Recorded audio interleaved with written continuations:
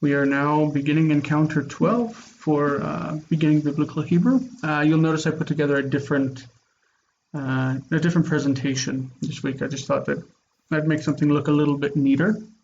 I don't know if you like it, but I like it. So I put at the bottom of this one the link to our Facebook group and to the 2 books if anybody wants to buy the books and work along with our lessons that are on the on YouTube. Like is our normal opening question. Do you guys have any questions or any comments, anything that you want to bring up before we get started on vowel changes in Hebrew verbs? And we're actually going to look at the Qal Perfect leading up into chapter 13. But do you have any questions before we get started? I had one question that came out of the vocabulary. Not sure if it was formally in chapter 11 or 12. Anyway, it was around the word for cup and cupbearer, and I was curious. Despite in English both having cup in it, as far as I could see, the Hebrew words, there didn't seem to be any etymological or whatever connection between the two. How did they call them? Mashke? No. Cupbearer was Ka. No, my vision on Mashi. Mashke, right? Like this? So they both have a K sound. They called them Sarah Mashkim, didn't they? Hold on. Let's go into it. It's chapter 12. I don't remember where it is in the text. Let's see.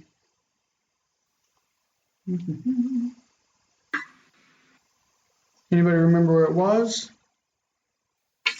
We talking about the vocabulary? How about the workbook? Would it be in there? Yeah, but what part exactly? In the where it says the chief cupbearer. Oh, yes. Vocabulary words. 16. Skipping that. Page 111.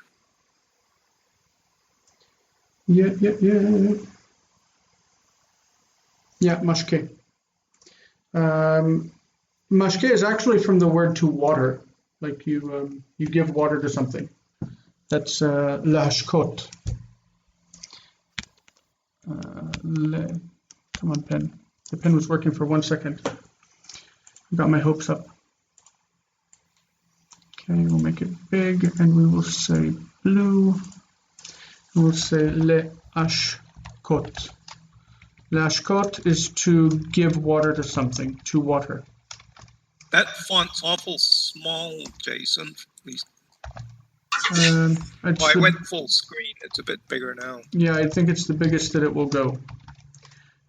So these are the words. Mashke is the word that you're asking about. Mashke. It means basically one who waters, like you. He's somebody who gives water to the pharaoh or to whoever he's serving. Mashke. It's from the word lashkot. Ani mashke is the present tense of lashkot. It means giving water. Like you water your plants in your house. You know? So completely unrelated to the word for cup. Yeah, because cup is kos.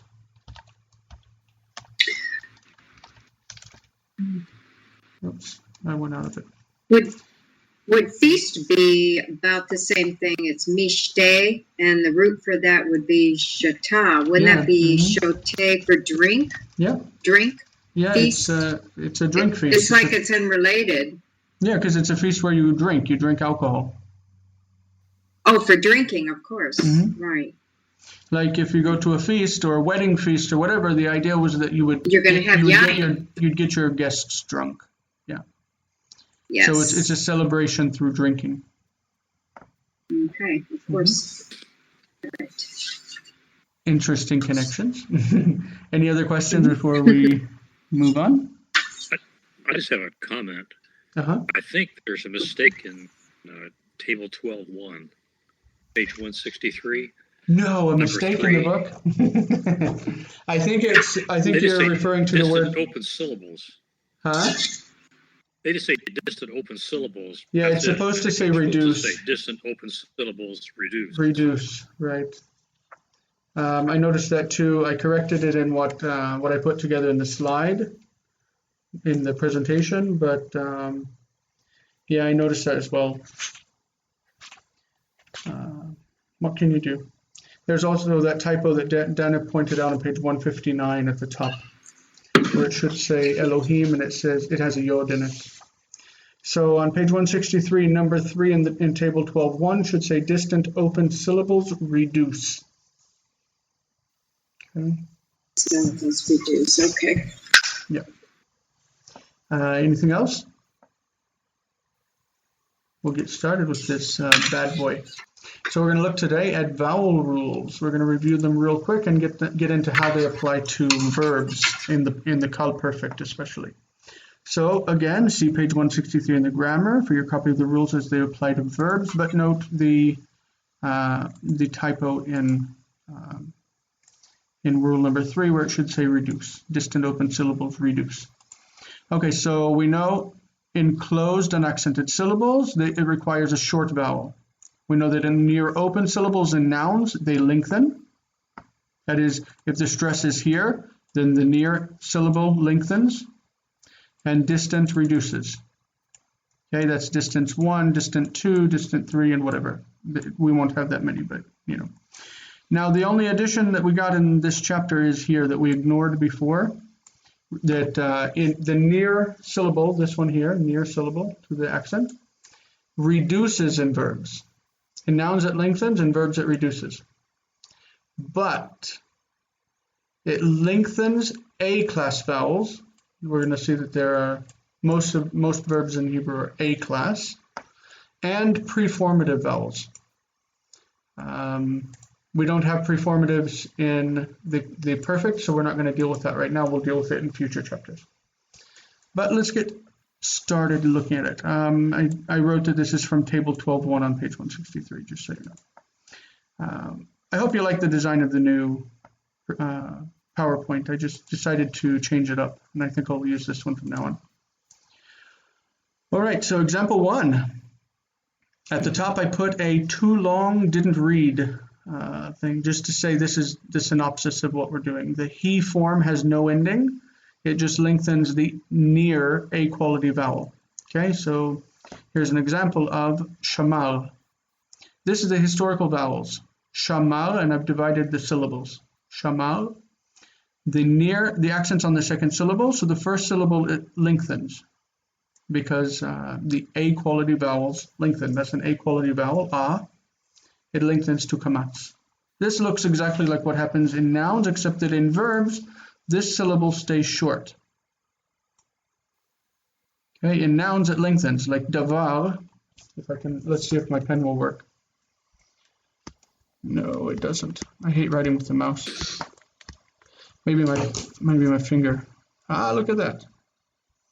Davar, where the historic vowels are like this, davar. We're going to have long here because it's near. This is accented. And this also lengthens to kamatz, davar. But in verbs, the second syllable remains short. Okay? That makes sense so far, right? It's quick and easy. I'm going to zoom. All right, so example 2 deals with the different forms listed here. Shamal, again, is our historical form. Shamal. The ending for I, the first person common singular, is T. Shamalti, I kept. What happens is the near syllable lengthens because it's A quality. The accent stays in the same position. And then you have the T ending, the personal ending. Shamalti, this means I. I have guarded, I have protected. Shamalti. What happens here in the vowels applies the same to these forms. Shamarta, this is you. like you singular, masculine. This is shamart, which is you, feminine. We're going to call it two, what do you call it? 2FS? Yeah, that's what they call it.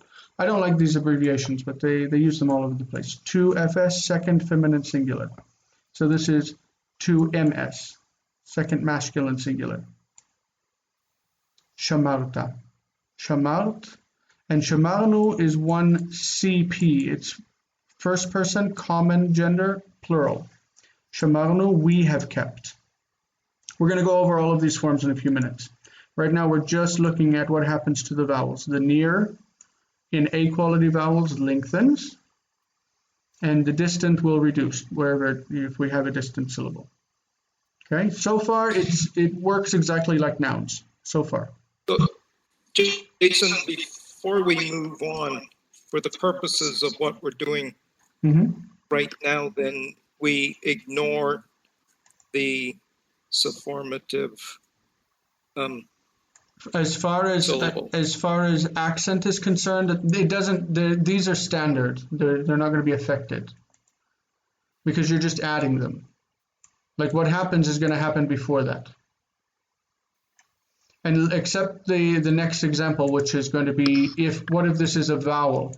Right now we've looked at consonants, right? So this one has no ending, and this one has consonant, and I think the next one has consonant. Let's see. Yes, the next one also has a consonant, and then the one after that has a vowel. So this is shamar, and the syllable ends with shva nach, silent shva, and then it starts the next one with a consonant, t. So we're looking at consonant endings, ta, t, nu. Okay, they start with consonants. So the consonant doesn't affect anything before it. It's like a break. All right.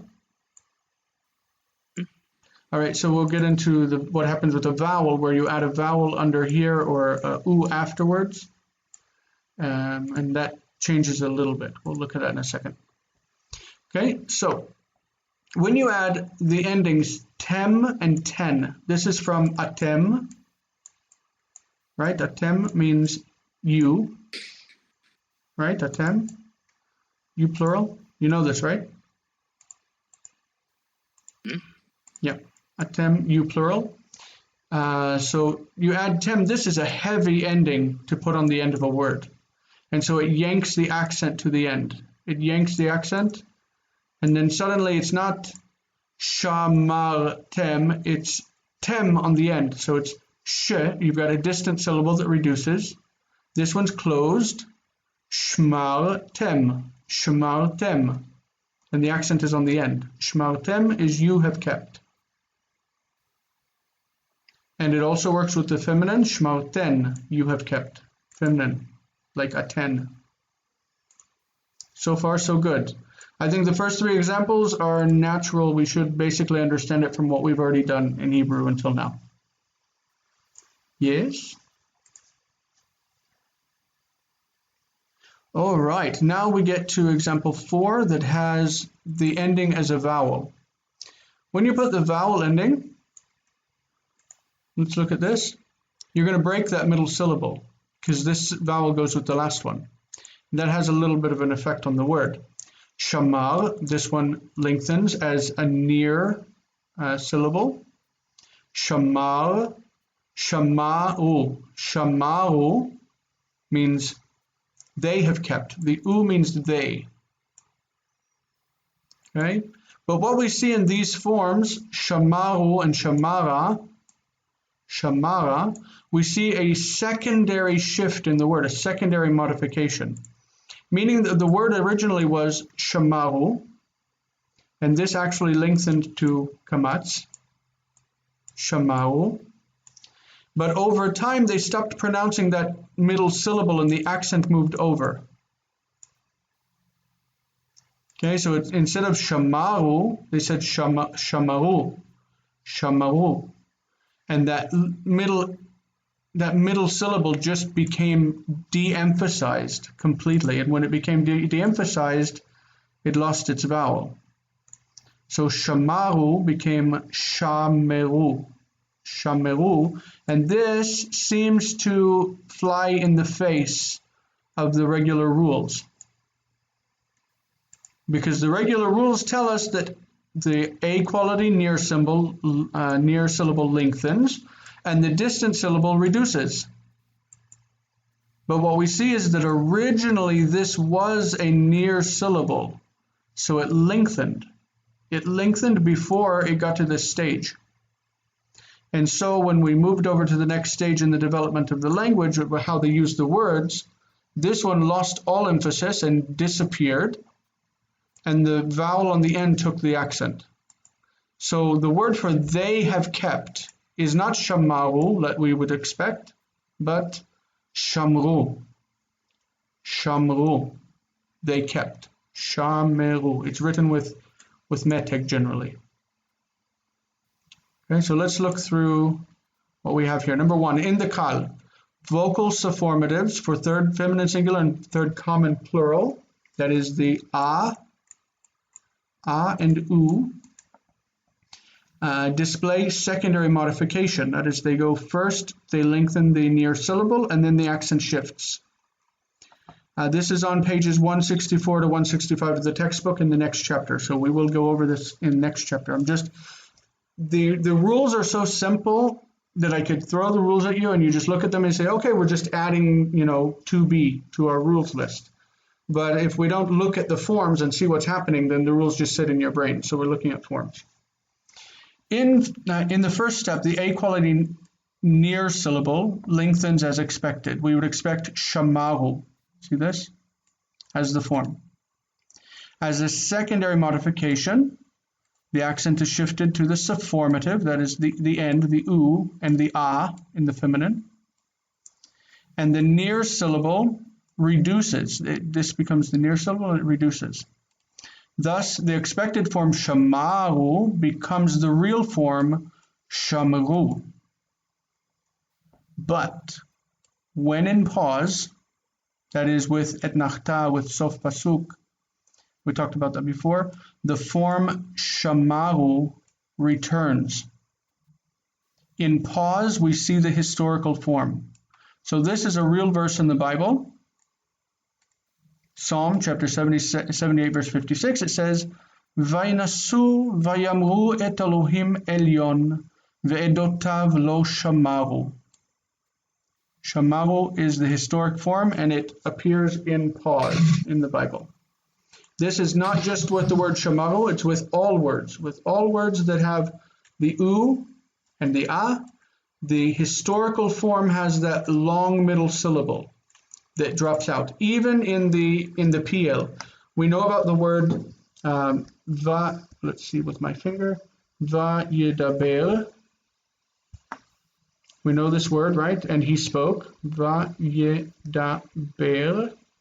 And he spoke. Trying to draw the vowels. When you add the u symbol on the end, means they. Vayedaberu is the historical form. Vayedaberu.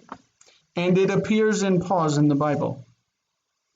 But normally the accent is shifted. I can't write for anything. The accent is shifted to the end of the word. This loses its force and this becomes shva. Vayedabru. Vayedabru, and they spoke.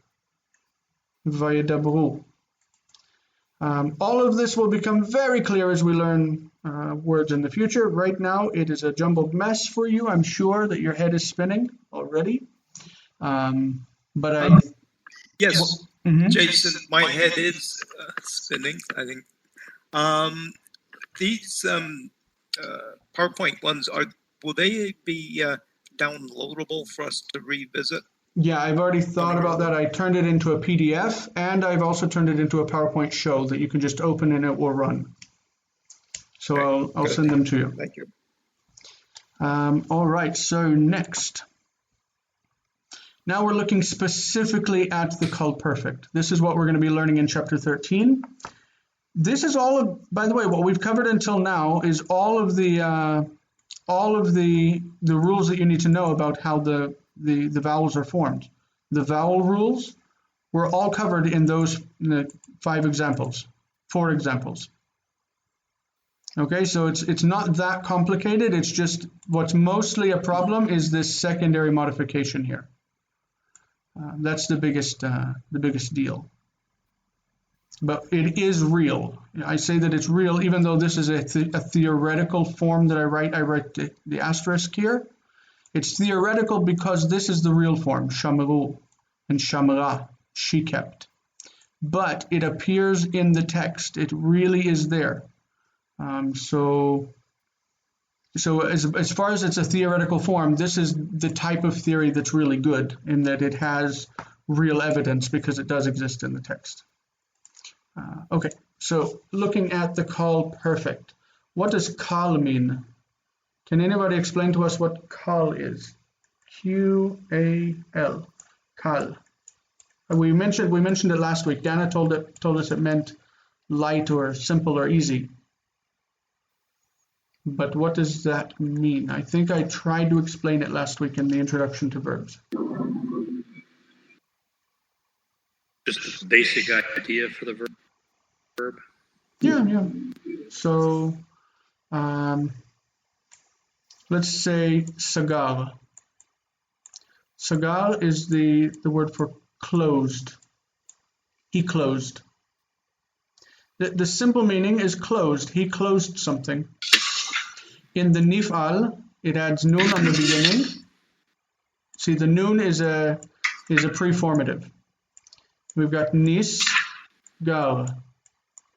Nisgar means it's the passive of this word.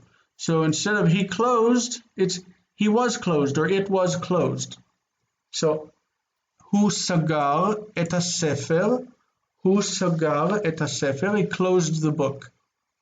Ha-sefer nisgar, the book was closed.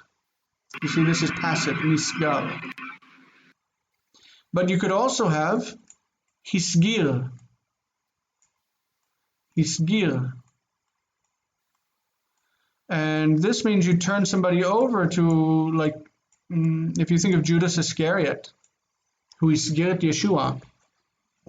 Hisgir. It means that he betrayed him, he turned him in to the authorities.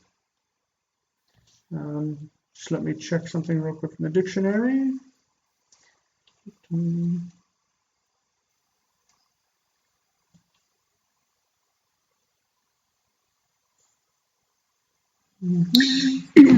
Okay, That so almost doesn't. yeah.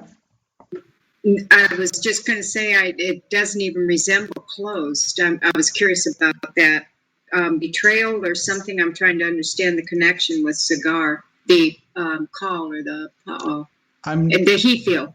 This is he feel. I would take it to mean something like he caused them to close him up in jail or something. I'm not sure where that came from, but that's how I imagine it. But it's the same root.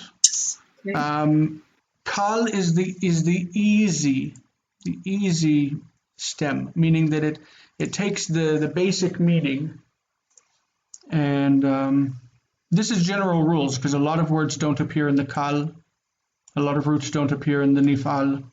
But we're going to look over the next 4 chapters, chapters 13, 14, 15, 16, and 17, 5 chapters.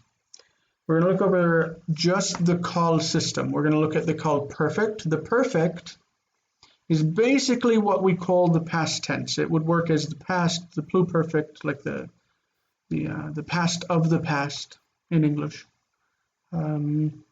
Sometimes it's even used for futures because tense really isn't written into the Hebrew language as it is in English, but it's best to consider it as the past tense for narrative sake. We will get into it more as we start to read more and more Hebrew, and I'll point out where the perfect is used and how it fits with the narrative structure. But right now we just need to learn the forms. The first thing we need to look at is the personal pronouns. I think we've covered all of them. I'm pretty sure we have. I want to remind you that if it's with a preposition, like if I say to you, with you, from you. We talked about those a few weeks ago. To you would be lecha. From you, mimcha. It's with they are attached to the preposition. To you, elecha. This is toward you or to you, elecha. With you, itcha. Like the prepositions attached to them. We can also attach them to past tense. If shamarti means I have guarded or I have kept, shmarticha, cha is you, I have guarded you or I have kept you. Before we could get to this, we need to learn the perfect forms, and that's what we're going to get into today. So the personal pronouns, this is what we call first common singular, 1CS. It means that it's common to both male and female. Okay, so it's common gender, not masculine, not feminine. It can be either one, and it's singular because it's one. So this means I. Notice there are two forms. Sometimes it's ani, which is the way that we say it in modern Hebrew, and sometimes it's anochi. Anochi. I think I typed the vowel wrong. This is a kamatz. This is kamatz. It's not chataf kamatz. Anochi. Both of these mean I. First common singular. So what is this one? John, can you tell me what this one is? Can you explain it to me? You can even draw on the screen and explain it. I need to get you to understand this table because we went over it when we did prepositions, but this table for me is the skeleton for all the grammar we're going to cover in the future. This looks like the second masculine singular. Yeah. Oh, I wrote M over here. I didn't mean that. I'm thinking left to right in English. This is masculine and this is feminine. So second masculine singular. What does that mean? 2MS. What does it mean? Masculine singular. For you. For you. So it's you when you're talking to a single male. All right. Good. Ward, what do you make of this one, if you will? Hot.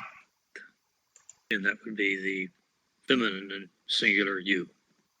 So we'll call it 2FS, second feminine singular. Okay. When you watch Daily Dose of Hebrew, do you know what that is? It's a YouTube thing. You know it? Yes. Okay, when you watch Daily Dose of Hebrew, they just say 3MS and whatever, and they just assume that you know what that means. 3MS, 1CP, like they just throw these around and they assume that you know what that means. It means third masculine singular. So it's first person, second person, third person, masculine on this side, and singular here, not plural. This is 3MP. And that's 3MS. This is 3MP and 3MS.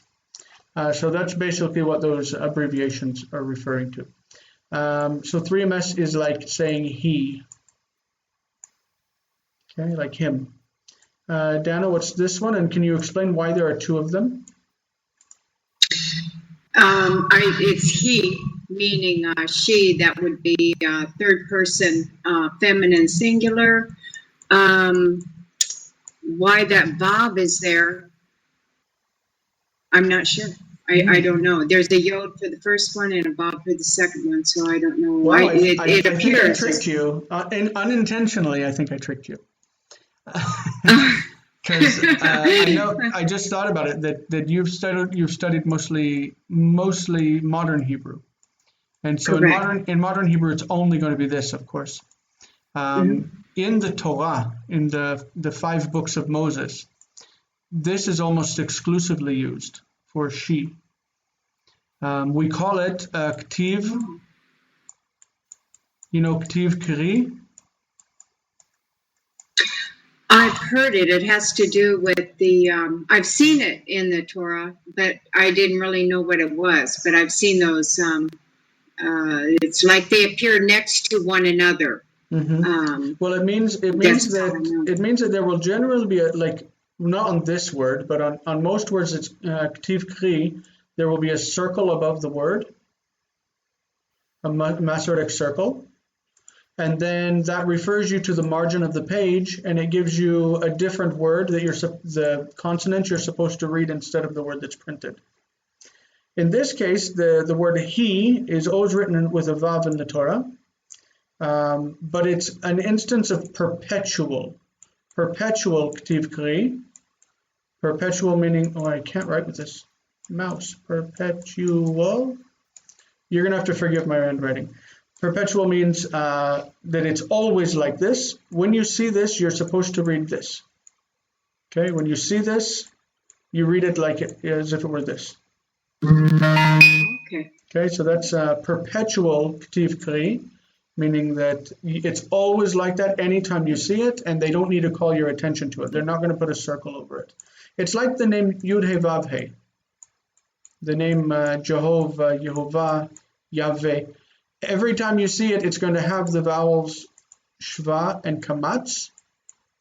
Sometimes, like I think it's 3% of instances in the Aleppo Codex, it will have cholam. Yehovah, some like 3% of instances. This is also an instance of perpetual ktiv kri, meaning that the vowels that are written belong to the word Adonai. We spoke about this in the past. That Adonai, the vowels, which are chataf patach and kamatz, are transferred over as shva and kamatz. So the vowels of this word are always present on this word, and they will not call your attention to it in the margin. They won't put anything in the margin because they assume that you know. And they assume that you know that this word is not hiv, but is he. Okay, and it means she. All right, the next word is, Gio, do you want to grab that one? Yeah, that's anachenu, we, which is the first common plural form. Beautiful. So 1 CP is anachnu. In one verse in the Bible, in Jeremiah, I believe, we have the form anu. Instead of anachnu, we have the form anu. Okay, this form is written in Jeremiah as ktiv kri, that you're supposed to read it as anachnu. Like even though it's written anu, you're supposed to read anachnu. But there in the Mishnaic Hebrew, anu became an official form, and so we do have many forms with anu that are in the Jewish literature, and they mean we. Like during Hanukkah, we say hanerot halalu anu madlikin. It means these lights do we light. These candles do we light for the miracles and for the wonders and blah blah blah that you did for our fathers at that time in this season. That's the prayer in Hanukkah. Okay, so the next word, we've spoken quickly about it. The ending tem will go on the verb. The ending ten here will go on the verb. Atem, aten, this is masculine and feminine for second person plural. Second person plural. These ones are obviously third person feminine plural and third person masculine plural. They. These are you. And these are they.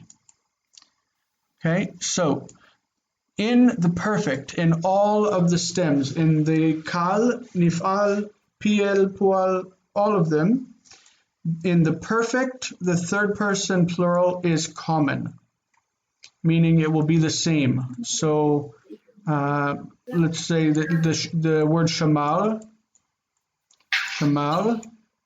is shamru, masculine and feminine. It's common. Shamru means they kept. It can be masculine or feminine. These two, you're going to see in the next table that these two are written together in the same way that this is written together in this. So let's look at that real quick. In the third person plural, you see right there that it's common. It's right down the middle. The middle is common. Okay? This is masculine, feminine, and common. Common goes down the middle. So you would say hem katlu, and hen katlu. Katlu is the common form for both. Okay, all right, these are our endings. This is the most exciting time for me. We are doing verbs. The T ending means ani. So you say this root katal, we're not going to use that to mean anything. This is just a model. Where instead of using pa'al, which is the traditional model verb, pa'al, we're going to use the model katal. And we're going to use katal in every stem because it is a good model because all of the letters are strong. None of the letters fall out. They're not weak. So katalti, T means I. Whatever katal means, T means I. So shamarti, shalachti. Let's think of the verbs that we already know. Can we review some of those verbs? We know shamal, obviously. Do you remember shalach?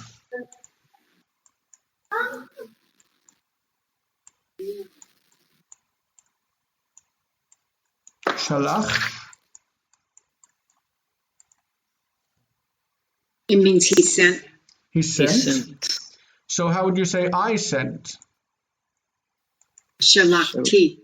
Yeah, but the accent is here. Shalachti. Shalachti. How about zachar?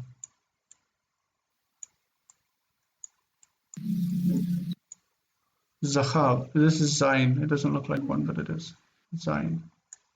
Zachar. Anyone remember what zachar means? Remember? Remember. Anyone remember? See? Zachar. So how do you say, John, how do you say I remembered?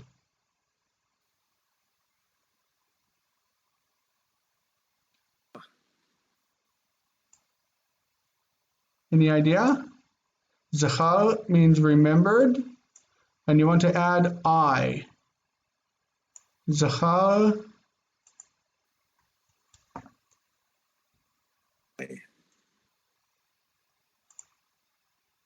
Now my pen isn't working, my finger isn't working. That's terrible. You just add T onto it. The word is zachar. Zachar. Yes, okay. Zakar, so be zakarti. Zacharti. I remembered. What is the opposite of? For some reason, my brain had got. You've got the. Yeah, I guess when I originally learned the paradigms, they had it upside down. The third up at the top, which was contrary to the way I learned Latin and Greek. Exactly. But I eventually got it hammered into my head. We also learned that. We also learned it 3-2-1.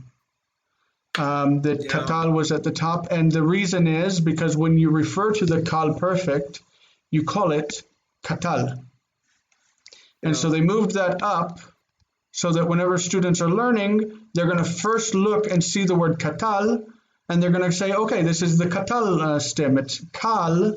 The word kal and katal is the same thing in as far as calling the stem. So they would call it katal, and they moved it to the top, and they say, here, learn third person, then second person, and then first person. This isn't how it's taught in Israel. In Israel, the first person's at the top, like in Latin, first, second, and third. So this is how I teach it because that's how I do it. That's how they do it here. My gut was trying to say zakarti, but I kept looking at this chart, and I thought, no, that didn't fit the chart. But, so okay. This is how I'm always going to present verbs. And if I'm doing right now, I'm putting together a review sheet for you for the exam. And on that, I would like you to print it out if you can. And if not, just copy things down onto paper and write them out just to help yourself review. But when I get to that point, I'm going to put tables like this and say, okay, fill in the table for the Qal Perfect or for whatever we're looking at. In this course, we're going to cover the Qal Perfect, the Qal Imperfect, jussive, which is built on the imperfect, the cohortative that's built on the imperfect, the imperative, and the participles. So we have 5 chapters to get through with all of this grammar, and it's why I pulled this out of chapter 13 to start presenting it now, because it's better for us to go ahead and cover it now. This needs to be accented here. That's a mistake on my part. It's katalta. Katalta. That accent should be there. So zachar, zacharti. What's the opposite of zachar? If zachar, I'm not talking about like male and female, because male and female is also zachar and nekeva. Nekeva is feminine. Zachar is masculine, like this. Zachar. The opposite of remember is forget. Does anyone remember the word forget? It starts with shin.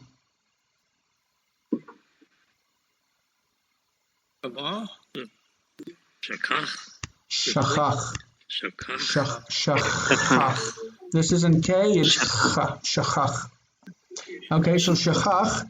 If shachach is this form, shachach, how do you say I forgot?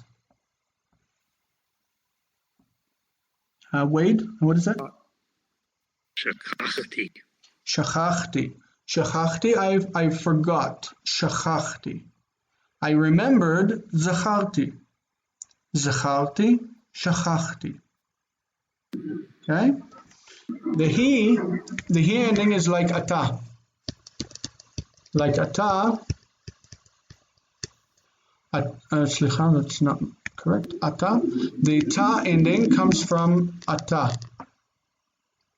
And the t ending comes from, obviously, at.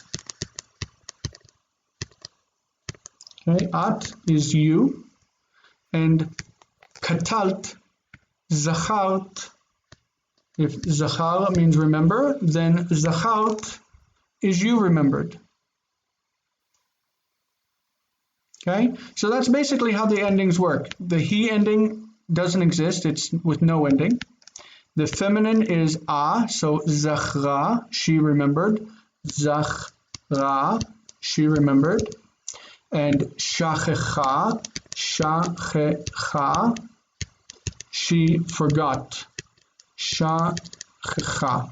We're going to use this as a vocal shava in this case, because we don't want to say shachcha. We don't have these two sounds together, so we do pronounce this. This medial shava is pronounced as a vocal shava. Shachecha. Shachecha, she forgot. Another word. What's that? How do we know that's not kamet hatuf? I see the meteg there, but it's... in the Bible, it's going to be written with meteg, okay, like all the time. So if we have this word, it's always used as an example. Okay, this word could be chokhmah. Chokhmah means wisdom, or it could have meteg and be chachema, which is the feminine form here. It means she was wise. She was wise. Chokhmah and chachema look like they're written the same. How would you know? You would know by context. If it says this word is the beginning of understanding or something like that, or wisdom, it says fear of the Lord is the beginning of this, you're not going to say the beginning of she was wise. You'd say the beginning of wisdom, and then you would say chokhmah. You know? You learn the word chokhmah is a vocabulary word. So you learn chokhmah as a vocabulary word, and you also learn chacham, he was wise, chacham, and chachema, she was wise. Like you learn them as vocabulary entries when you're memorizing vocabulary. And then when you run into them in context, it kind of just makes sense which one it is. You understand? Yeah. Because you wouldn't say the fear of the Lord is the beginning of she was wise. You say the fear of the Lord is the beginning of wisdom, chokhmah. Okay, so we're going to look at specific forms as we go into. The new ending comes from obviously anachnu. Anachnu. The new ending is nu, anachnu, anu, we. This is from atem, you are, ktaltem, ktalten, aten, ktalten. And then they, hem, vehen is katlu. The vowel endings we spoke of are in the third feminine singular and in the third common plural. These are the u and the a endings. You see the a and u, these are the ones that have what we call the secondary manipulation, where it went first, katala, okay, where this was the near symbol that lengthened, the near syllable, that would also have lengthened, and then this was long already, katala, and then these two, that one lost the accent, and the accent went to the end, and this one reduced to shva, and then we have katla, katla, katla, katla. Okay, so that's that happens there, and it happens here. These are real examples of strong roots. These are called shlemim, strong roots. Yashav becomes yashavti, yashavta, yashavt, yashav, that's the name of the form, yashav. Yashva, she sat, yashva. Yashavnu, we sat. Yashavtem, the initial syllable reduces because this is the near and this is distant. Distant reduces, this is the accent. Yashavtem, yashavtem, yashavten, same phenomenon. And yashvu, they sat, yashvu. Okay, who feels comfortable running with this side, with shachach? Just running through and explaining, like reading the form and explaining who it is. You can put the pronoun if you want. Ani shachachti, ata shachachta, at shachach. Who wants to read through these?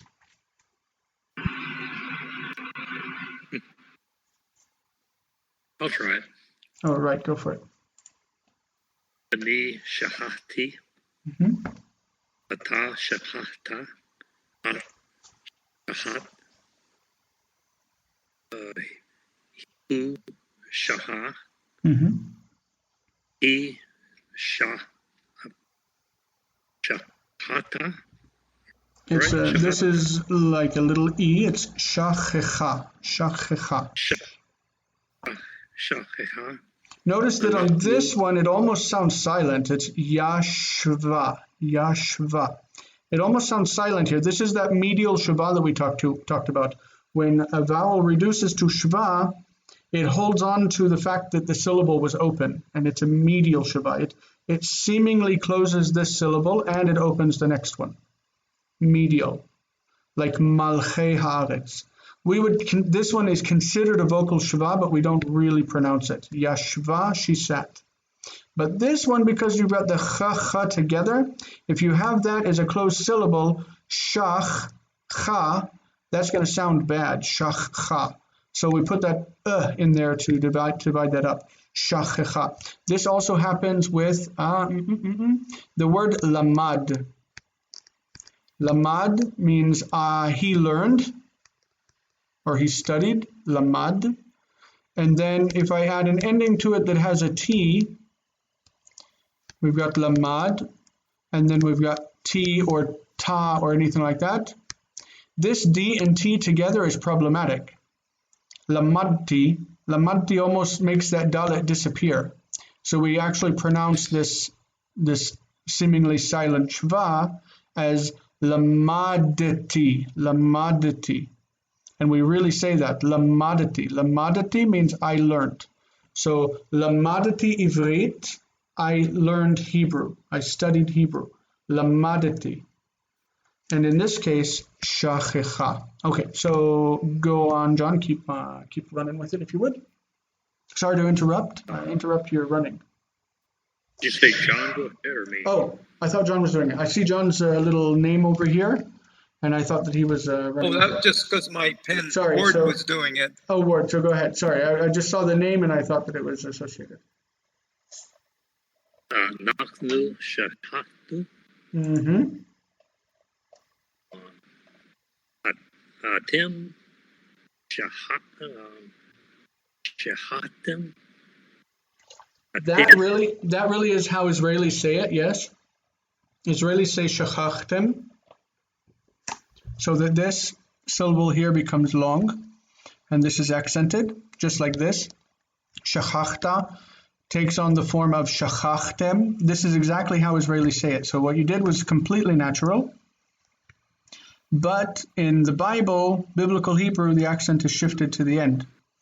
And so this distant, this near, closed, short syllable, distant reduces. Not shachachtem, but shechachtem. Shechachtem. Shechatim. Mm-hmm. Okay, then atin, shechatim. Yep. And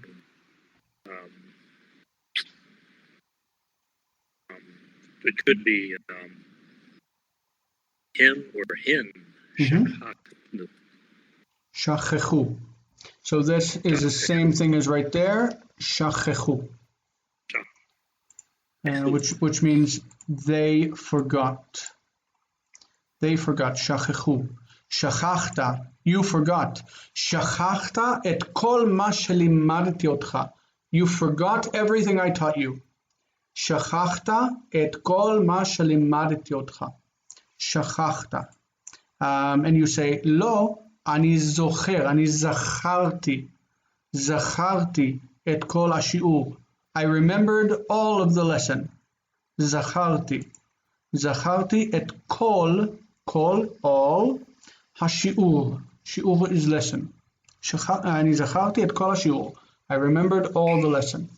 All right. Now, notice the placement of gutturals. This one is lamed aleph.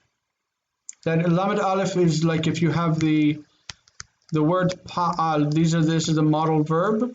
You have the position of pei, you have the position of ayin, which means the middle, and you have the position of lamed, means the third radical. So in this word, nun is the pei position, sin is the ayin position, and aleph is the lamed position. So we call this lamed aleph. Why lamed aleph?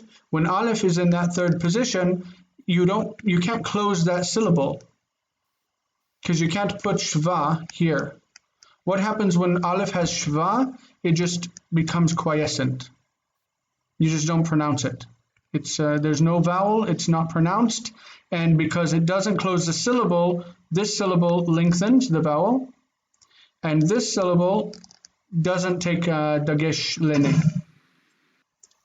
Okay, so it doesn't take dagesh lene because it doesn't come after shva. It comes after a vowel, which is the a. So instead of like this, nasati with dagesh, it just becomes nasati. Nasati, I carried, I bore, I lifted up. Nasa. Do we know the word nasa?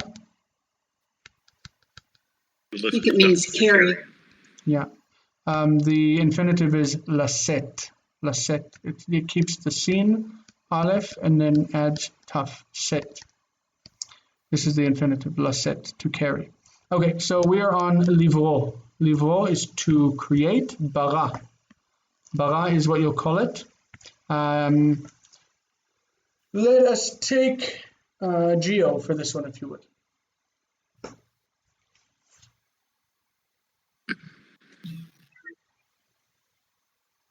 Oh, and I'll turn on the screen so you can use it. One of these days. My pen doesn't work, my finger doesn't work, only the mouse. Gio, are you there? Yeah, okay. Yeah, can you hear me okay? Mm-hmm. So we have this barati. Mm-hmm. Barati means? I make or I create. I created. Mm-hmm. So I created. Barati, most people won't say Barati. Like in the Bible, it would have God saying Barati. Barati et haolam, I created the world. Barati. Barati. So I created, then you have here the second person masculine. Barata, you created. But the And accent then is on the second syllable, barata. barata. Mhm. And then you have here the second person, feminine, singular. Barate. Barat. I Barat. don't know if there would be a shva on the end of that form. I wrote the shva, but because this form doesn't exist in the Bible, I didn't really have something to compare to. I'll look and see if maybe there's a different verb that has the feminine ending. But go ahead with that. Yeah, barat. I would And imagine then there you won't have, be shva there. It would just be barat without shva. okay. And then you have the third masculine singular, bara, and then barea, feminine. Bar'a. Bar'a. Bara. We have a method here, so It's just that even though that's technically a vocal shva, we don't pronounce it like that. It's bar'a. okay, bara. Okay, and then you have here the first common plural we created, baranu. Yeah, you can call it one CP, first common. 1 CP. Okay, and 2 MP for beratem, beratem, beraten. And then they have the 3 common plural they created, baru. I just looked up the word for she hated, which also has the third aleph, sanet, and there is no shba there on sanet. She hated, you hated. Excuse me. It's a two fs for hate, sanet. In the past, sanet, and it doesn't have shba. So barat without shba, and also nasat without shba. Sorry about that. Okay. So you finished baru. Baru. Means hen baru. So obviously those people who read Genesis 1 and they say, oh look, Elohim is plural, Elohim is plural, therefore it says gods created. In the beginning the gods created the heavens and the earth because Elohim is plural. Now you can tell them, no, if it were gods created, it wouldn't say bara Elohim, it would say baru'u. Baru'u Elohim. Gods created would be baru'u Elohim, but God created is bara Elohim. Bereshit bara Elohim et hashamayim ve'et haaretz. Okay, in the Jason, beginning. Going back to barati, how come there's no dagash in the Taf? Huh. Because this doesn't really close the syllable. It's non-existent. So what it has before it is a vowel. And dagesh lene doesn't appear when there's a vowel before it. You know what I mean? Yep. Is that clear? Yes. Yep. Okay.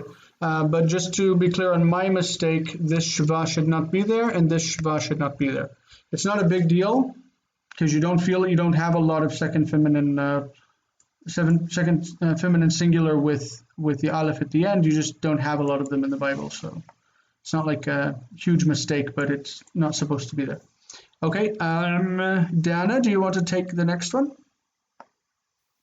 Okay.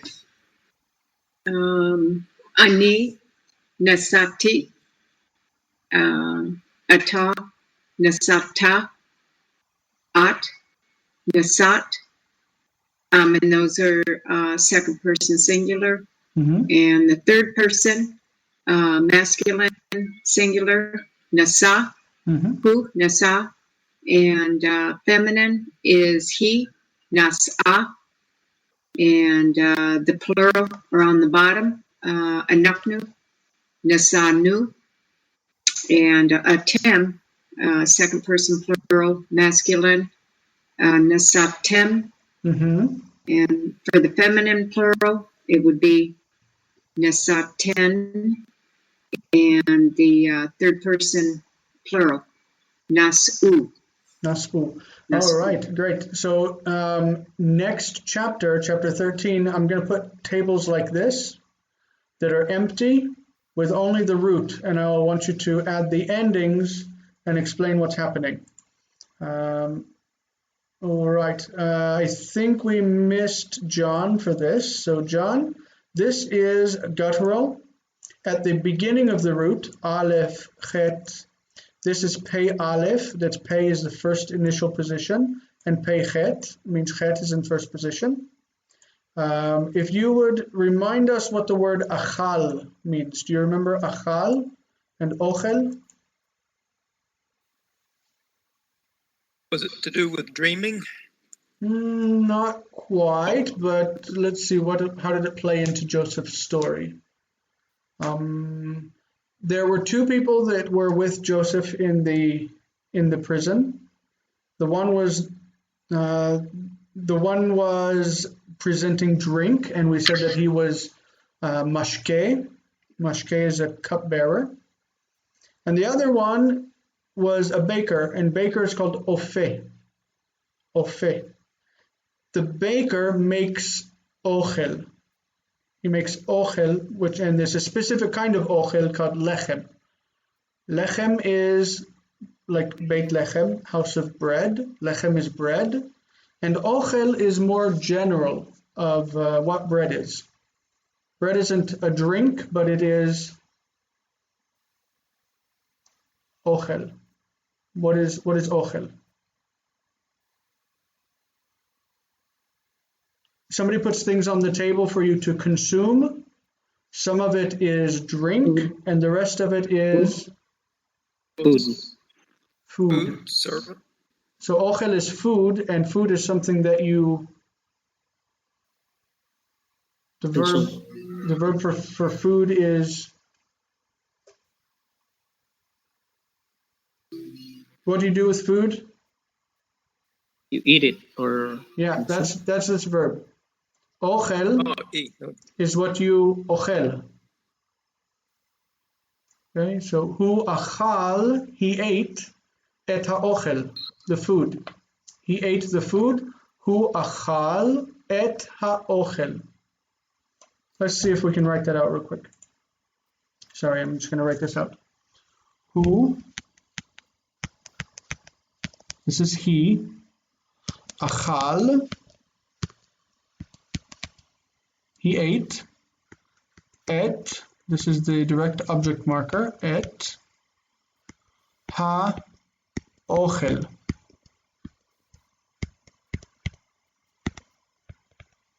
Okay, so ochel is from achal. Achal, he ate, and ochel, food. You see the root connection?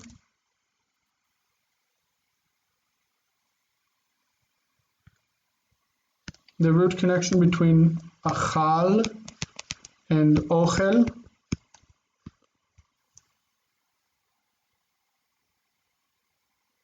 John?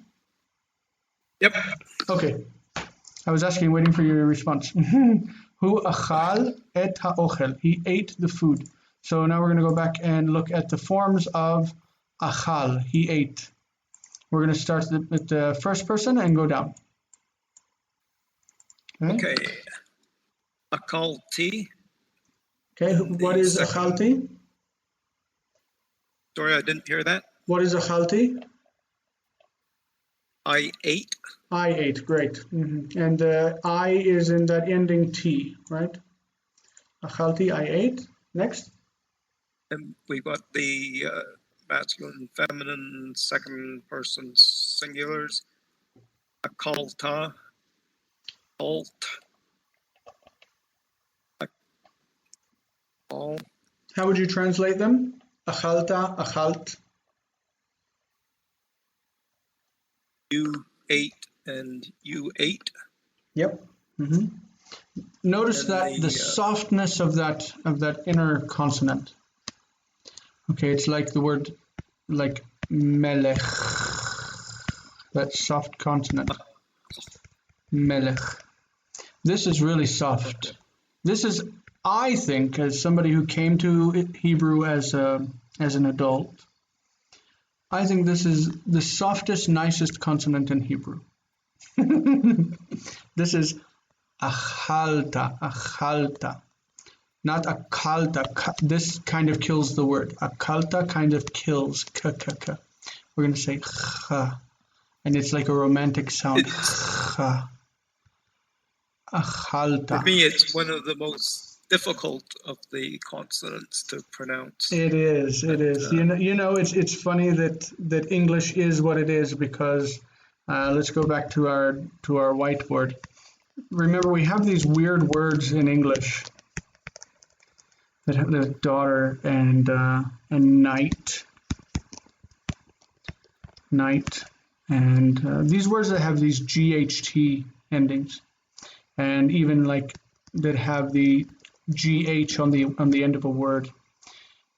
We in English we just said, these sounds are things that sound rough and ugly, so we got rid of them. If you think of German, the word for daughter is, how is German daughter? Does anybody know German? No, it's a Tachtel, I think. I think that's a Tachtel. And that ch sound is right there in the Germanic root. The word for night in German is Nacht. Nacht. Gute Nacht, good night. Gute Nacht. And that pulled into English, because English is a Germanic language, so it's got that GH sound. This would say that it was originally something like nicht or nacht or something like that. And we said in English, ooh, that sound is too rough. We just don't like it. We just got rid of it. We dropped it out. We dropped it out at the end of words, anywhere it appeared. Anywhere we had that ch sound in English, we said no. We deleted it from the language because it was too rough. But most other languages have it. Let's see, in Spanish, the word for ham in English is ham. In Spanish is jamón, jamón. It's not jamón like in English ha, it's ja, jamón. In German you've got that Nacht, cha, right? In Hebrew, of course, we've got chaf and we've got chet. In most languages in the world, you have this sound, this ch sound, but English just got rid of it. We had it in history. Historically, we had it, and we got rid of it, and it made it hard for Americans to pronounce these letters. So you're not alone. Every speaker of English in an earlier period said that they hated it, and they threw it out of the language. So if you don't like it, it's perfectly natural not to like it. So that's actually an H sound. Then I didn't know that. A halt. It's not even a cough sound. Yeah, it's like in Scotland they've got the Loch Ness monster. Loch. That's ch. It's not Loch Ness. It's Loch Ness. Loch. But in America, you just say Loch, the Loch Ness monster, because you don't want that CH sound. CH or KH. Why is the word Chanukah written sometimes with CH, Chanukah, and sometimes with H? Because people can't really say CH in English, the ch sound. But that's what we have here, this ch. So this is achalta. It's going to take some practice, but you got to get that because that's an important feature of the language. So anyway, that's my sermon. Sorry, John, if you don't want to go ahead, please. Okay, the third person singular. All. Qal. Achal. Qal. Oh, I was making it too soft, I guess. Qal. That sounds good. Achal, yeah. Qal. Akla. Achla. We also have a word that means food, and it looks like that. It's ochla, without the meteg. Ochla also means food, just so you know. Okay, Then next moving one. to the plural, Mm-hmm. Qal nu, Mm-hmm. And that new means we, right? Anachnu. I, the first person common plural. So it's we. Mm-hmm. Achalnu, we ate. Oh, that's loud. Yes. Achalnu, we Uh, ate. What's this one? Notice that the distant syllable reduces, but this is the only difference with the Pei Aleph and Pei Chet, is that initial syllable reduces to ah. Qal tem, Yes, Qal achaltem. the masculine, feminine, plural, second person. Yep. And then the So last we'd one, call third. it 2MP and 2FP, right? For the daily dose of Hebrew. And this is the third common plural. Mm-hmm. Aklu. Achlu. Achlu, they ate. Aklu. Okay, fantastic. You will get used to that as you practice your daily reading with the audio. Remember, the daily reading is part of the final exam, so it's important to be memorizing those. In the beginning, God created the heavens and the earth. And Hear, O Israel, the Lord is our God, the Lord is one. I don't think we need to go. We got everybody, right? We got John, Ward, Dana, Gio. We're good. We'll move on to the next slide. Questions about the forms. Before this, right now, I've just introduced it to you. They will stress it in the next chapter. In the next chapter, we'll look at more placements like achal, where we have the guttural in the beginning. We'll see what happens in different roots. I'll present it to you, what happens in different roots. If the aleph is in the middle or the aleph is here, what happens to it, okay? Aleph, chet, ayin. We also need to look at the words that we already learned, like kum. Kum, the middle vav will go out in the kal. Kam. Kamti. The middle vav will disappear and it will become ah. Kamti, I got up. Kamti. Who come? Come. He kama. Like that vav in the middle is going to disappear. So we'll look at that. But right now I just wanted to throw out the normal roots. Any questions? Yesh lachem sheelot o ha'arot, comments. Do you have any questions or comments before we move on to the next section, which is deciding if we're moving to Zoom? Jason, you've talked today a little bit about weak roots, and I noticed in the book towards the end they've got several chapters, as most grammars do, on the different types of weak roots. Mm-hmm. Should we be paying attention to that material as we're looking at? Has it been presented in the book? I don't think it has yet. I don't think the book has presented it yet, so as long as the book hasn't presented it, you don't need to learn it. Okay. But we will be presenting it. I mean, we have to. It's part of the language. If we want to look at an example. Oh no, my pen stopped working again. This pen is cranky. So I'll type. So let's put this in a bright color that you can see. Can you see purple? Is that visible? Anyone? Can you see it? Yes. Okay. I can. So let's say that we have kum. Okay. Kum is it's got a weak middle root. We call it hollow. Hollow because in the middle of it is going to empty out. The vowel is going to disappear. In the Qal, it's going to be come. He got up.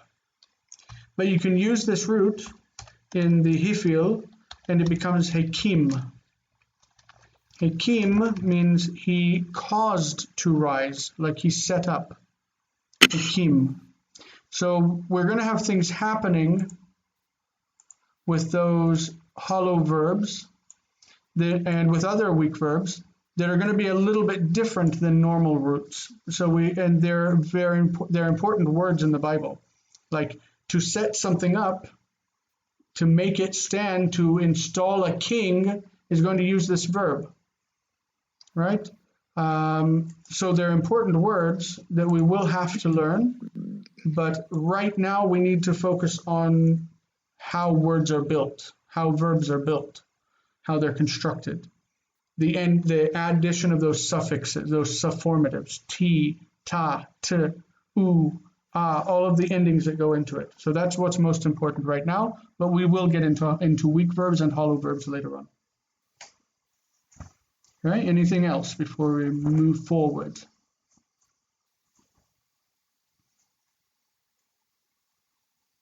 We're moving forward. So, move to Zoom or stay with BigBlueButton? That is the question today. Has anybody not logged into Zoom at all? I think Dana said you haven't, correct? No, I haven't. I gave it a try. I'm still haven't made up my mind about it. It's entirely up to you what you want to do with it. Okie doke. Has everyone else logged in? I know that we spoke yesterday, me, John, and Gio. Ward, we missed you yesterday. Have you logged in? But I'm not. What's that? I haven't logged in, but I'm not worried. Okay. I haven't logged in. Worried at all. Okay.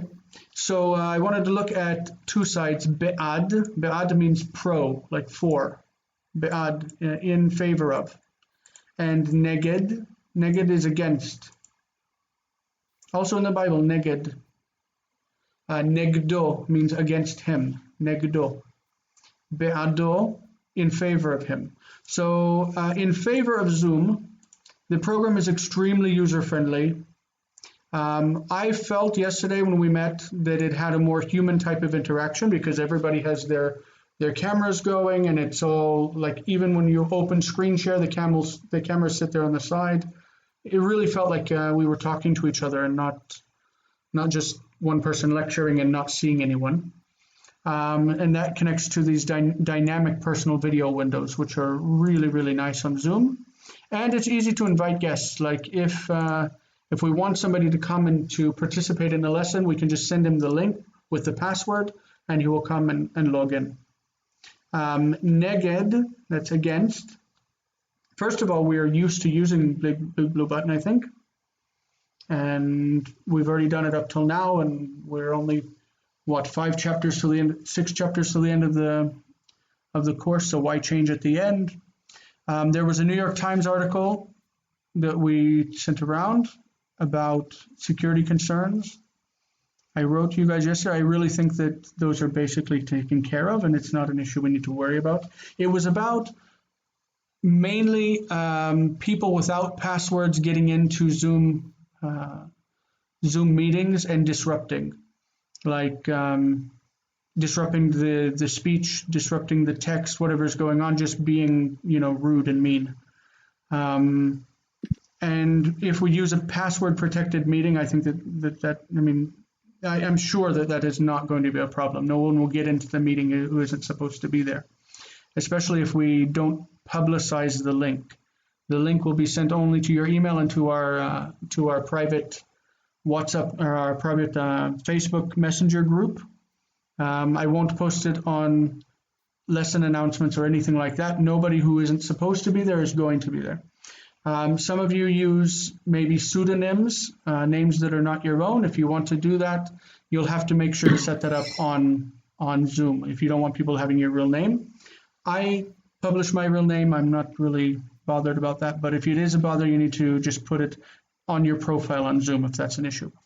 The only other thing is a possible wait on servers because of high traffic.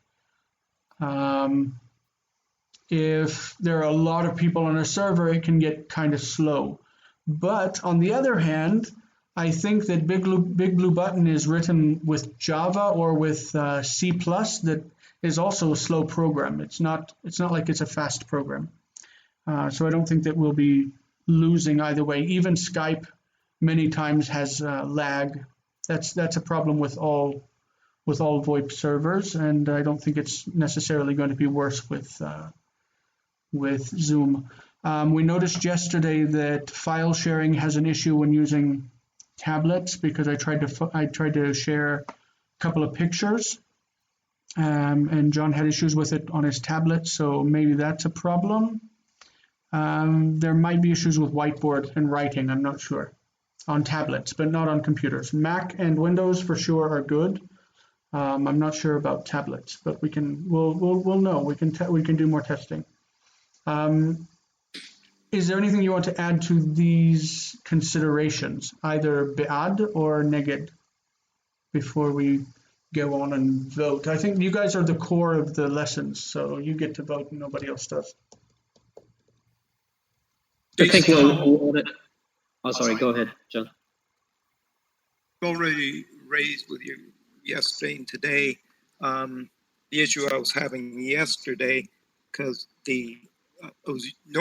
at the moment I'm using a laptop, and it works fine with the Blue Button program. It does not have my ordinary email, so I had no ability to click on the link in your email and go straight to Zoom. I think I've come up with a workaround, but I've yet to actually test it with a link from you to know if it'll work or not. I think it will, but okay. Well, I'm looking forward to finding out. All right. Anything else? I say we do whatever you think is going to work best. Well, there are so many, like what I mentioned here about the file sharing, or what's the program is used for? I didn't even mention it here. Okay, how user-friendly the program is, because it allows you to share screens like really dynamically. I can actually save it. I can share directly the PowerPoint presentation, which means instead of it just being pictures like this that are printed on here, it'll have the transitions between slides. It'll let us use line 1, talk about it, and then have line 2 appear and talk about it, just like a presentation normally works. Instead, this is a PDF, what we have in front of us. So it's just like a printed version of the slides. But I make the slides more professional than that. I really like PowerPoint, so I play a lot with it. But I feel like when I'm using it on Zoom, I just feel like it's a nicer program for sharing things. You know what I mean? So on my side, that's that's really what I look at. So we're gonna see here, cast your vote. How silly is this? But okay. Be'ad means for moving. Neged means against, not moving. You don't want to move. And lo mishaneh means I don't care. It doesn't matter. Lo mishaneh, it doesn't matter. It doesn't change. Jason, for the record, my view at the moment, because I haven't tested what I just explained, is I'm going to abstain, but it most definitely is not it doesn't matter vote. All right, so you'll put it on here. That's where I meant to write. I think what I'm looking forward to is that if we're moving to Zoom, we would appreciate how the transitions of slides, because I do presentations too in my job at work. Wow, so I'm sorry. I think that's. So I think it's a good factor in a learning perspective. If we get to view transitions from one slide to another, just like what Jason is saying. He could have the presentation like one line appear and then discuss it, and then the second line appear. We have a more focused discussion for each item that is on the agenda. I think that's pretty cool. Me too. Ward, I've been messing up your name right and left today. Look at that. Ward. Yeah. There's a D there. That's what happens when you start putting the presentation together 4 hours before the lesson, and then you're like, oh gosh, I'm getting to the end. I don't have time. Dana, do you have a weigh-in? No, I think whatever you decide to do, Jason, is best. I'm not comfortable with it myself, but that's me. I can follow along, and I'll make up my mind later. I'm just not real comfortable with it. That's all. I'm a book person. I'm not on the computer enough. I did read up a little bit on this Zoom. I had to Google it because I wasn't able to get into the New York Post or New York Times or whatnot because I'm not a subscriber. So I Googled it, and there's a lot of detail. There was a lot of stuff on there about posting your personal information. And if I were much more savvy and strong on the computer and on the internet, I'd say, oh, go for it. I don't care. But for myself, I'm just more interested in just getting the Hebrew language down, and I can pretty much do that with the book. But what matters is what, the majority decides and what you decide, because I read your email on that. So I'm going to say it doesn't matter. Okay. I'll go ahead and leave it at that, but, Well, as long as there's not any strong opposition, let me just say that whatever information you don't want to share, you don't have to share. When you fill out your profile, don't put your telephone number, don't put your address, just skip those fields. Like if you were doing Google. When you fill out your Google profile, you're not going to give everybody all of your personal details. The same thing whenever you do this, just whatever you don't feel comfortable sharing, don't share. You know what I mean? It has blanks or fields for you to fill in. Just don't fill them in. And if you don't want to provide a real name, provide a fake name. It's perfectly fine. You can just put like any last initial on there. If you just want to be Dana, and you can put like an X, Dana, and in the last name field, you can put one letter. It does allow it. So you can take steps to keep your privacy. It's just fine. So according to this, I think we're going to move to Zoom, and it's very exciting for me. So I will send out a link tonight or tomorrow that will have you join me on. I'll tell you how to add me, and then I'll be able to have your contact information. I'll put together a group specifically for us. It will be a password protected group. All right, fantastic. Reading practice. This is the heart of our encounters. How are we doing on time? I think, John, we might lose you now. Yes, I'll have to depart. I'm so sorry we didn't get to the reading portion before you had to go. That's, anyway, I'll be back next Thursday. All right. So read through your daily reading every day because it's important. And we'll see you later. Okay, bye. Bye-bye. All right, so now we're down to 3 readers. We've got Ward, we've got Gio, and we've got Dana. Let's go in that order. We'll go alphabetical order. Dana, Gio, and Ward. So Dana, you want to take this? This is verse 16 from the story of... you notice all the little marks on the words. These are the trope marks that we talked about in the past. Every word that has a trope mark, it means that it was pulled directly from the Tanakh. It's right out of the Bible. They did not adapt the text. This word doesn't have a trope mark. This word doesn't have a trope mark. These are adapted. But for the most part, you see every word that we're reading is straight out of the Bible. So this is a great encouragement. You're reading biblical text. You're not reading made-up stuff. Go ahead, Dana. Okay. Bayar sar ha'ofim, Kitov patar, Vayomer El Yosef. Okay, the accent on that word, Vayomer. Vayomer. Yeah. Vayomer. Okay. Vayomer El Yosef.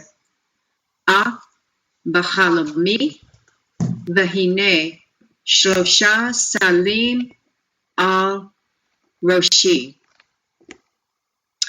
That would have been the baker. And the chief of the bakers saw that it was good, what Joseph, in the interpretation of Joseph. And he said to Joseph, off, not my dream. Let's see, off is not in my dream. I think that off here, I think this is adapted. It's not part of the text. I think they meant gum also. Oh, also. Okay. It means normally Also, af is like the word afilu. Afilu means even. Afilu. And af is often used in the same way. It means even. So in this case, I would understand it to mean also. Also with my dream, like he interpreted already to the other guy. Okay, so now also in my dream. All right, I'm going to tell you my dream, interpret it. Okay? Okay. So, and also in my dream, and behold, or here are 3 baskets on my head. Yeah. So the verbs, vayar, he saw, vayomer, he said, and the rest is not verbs. Okay, great. Next. This would be Geo. Notice that salim, I put in gray, because salim is not a vocabulary word you're responsible for. Sal, basket. Like Dennis said, it appears here, so know that salim, these are also words that you're not responsible for. Ma'achal, a dish, like a food dish. And ma'aseh is deed. Notice here you have ochel, achal, and here you have asa, he did. If he did something, then this is a deed or an action. Ma'aseh. Okay, ma'aseh and ma'achal.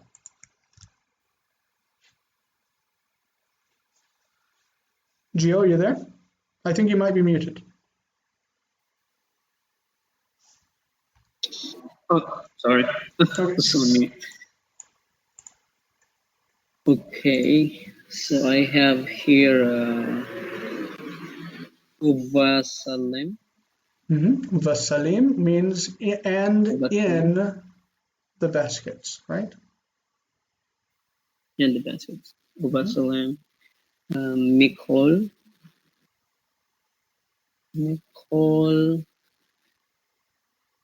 Ma'akal. This is smichut. These 2 words here, this whole phrase from here over to here, this is 3 words in smichut. Ma'akal paro. Ma'akal paro. Ma'ase. And this is smichut. Ufe. Yeah. So Ofe is a baker. Maaseh is what he made. So the work of a baker. The deed of a baker, the work of a baker. So this is apposition with this. The food of Pharaoh is in opposition with the work of a baker, meaning that he's talking about all of the food that Pharaoh would eat, all the baked goods of Pharaoh. Okay?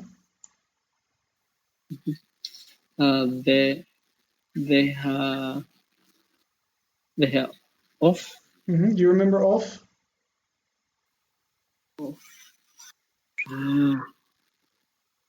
No, I don't actually. Off. It's a collective term for birds.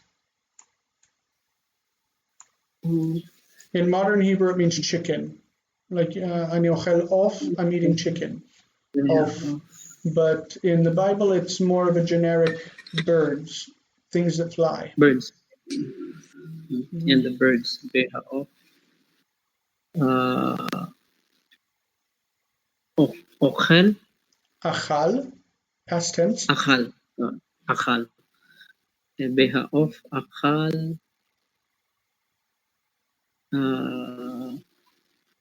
אותם, Mm-hmm. מן הסל, Mm-hmm. מעל, Mm-hmm. ראשה, Or she. ראשי, I loved that you read those Me'al together, roshi. min hasal, as one phrase. This is also one phrase you should read together, me'al or she. This is a preposition, just like this is a preposition. min Min hasal, hasal, me'al or ma'al she. roshi. Me'al roshi. Okay. Me'al roshi. How would you translate this? And the baskets. In the basket, right? Mm-hmm. In the basket. In the basket. So, Nicole. From all. Mikol ma'achal, from every food, from every type of food. From every food means every type of food, right? When it says from every food, what's implied here is the word some. This is a partitive genitive in Greek. Uvasalim mikol ma'achal paro. And in the baskets, some from every type of food of Pharaoh. From every food, every dish. It means some of it. It means that this is inside of the basket. There were samples of all of Pharaoh's food. Okay, that's this min preposition means from, but in this case it means some of it. That's a common expression that from is used in Hebrew to mean some of in the Bible. Uvasalim mikol ma'achal paro ma'aseh ofeh. And in the baskets? In the basket,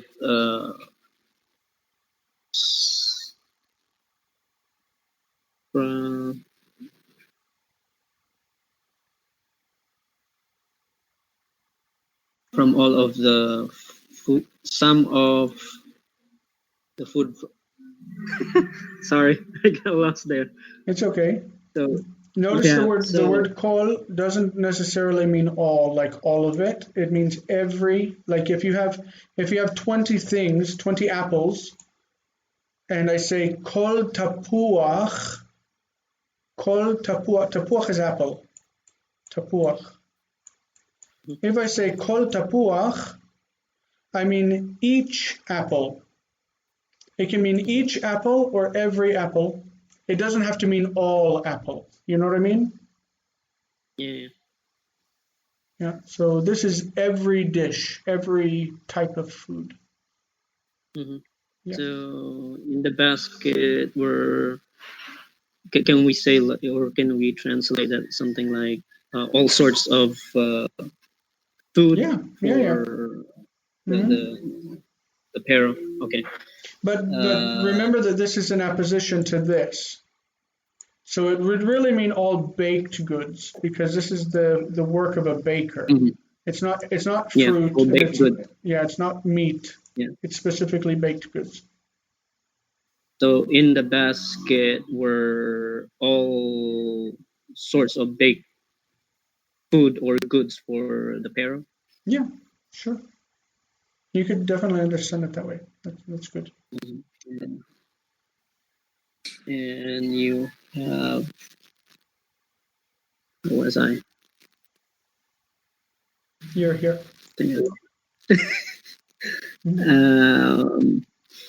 Okay, והעוף אכל, והעוף אכל,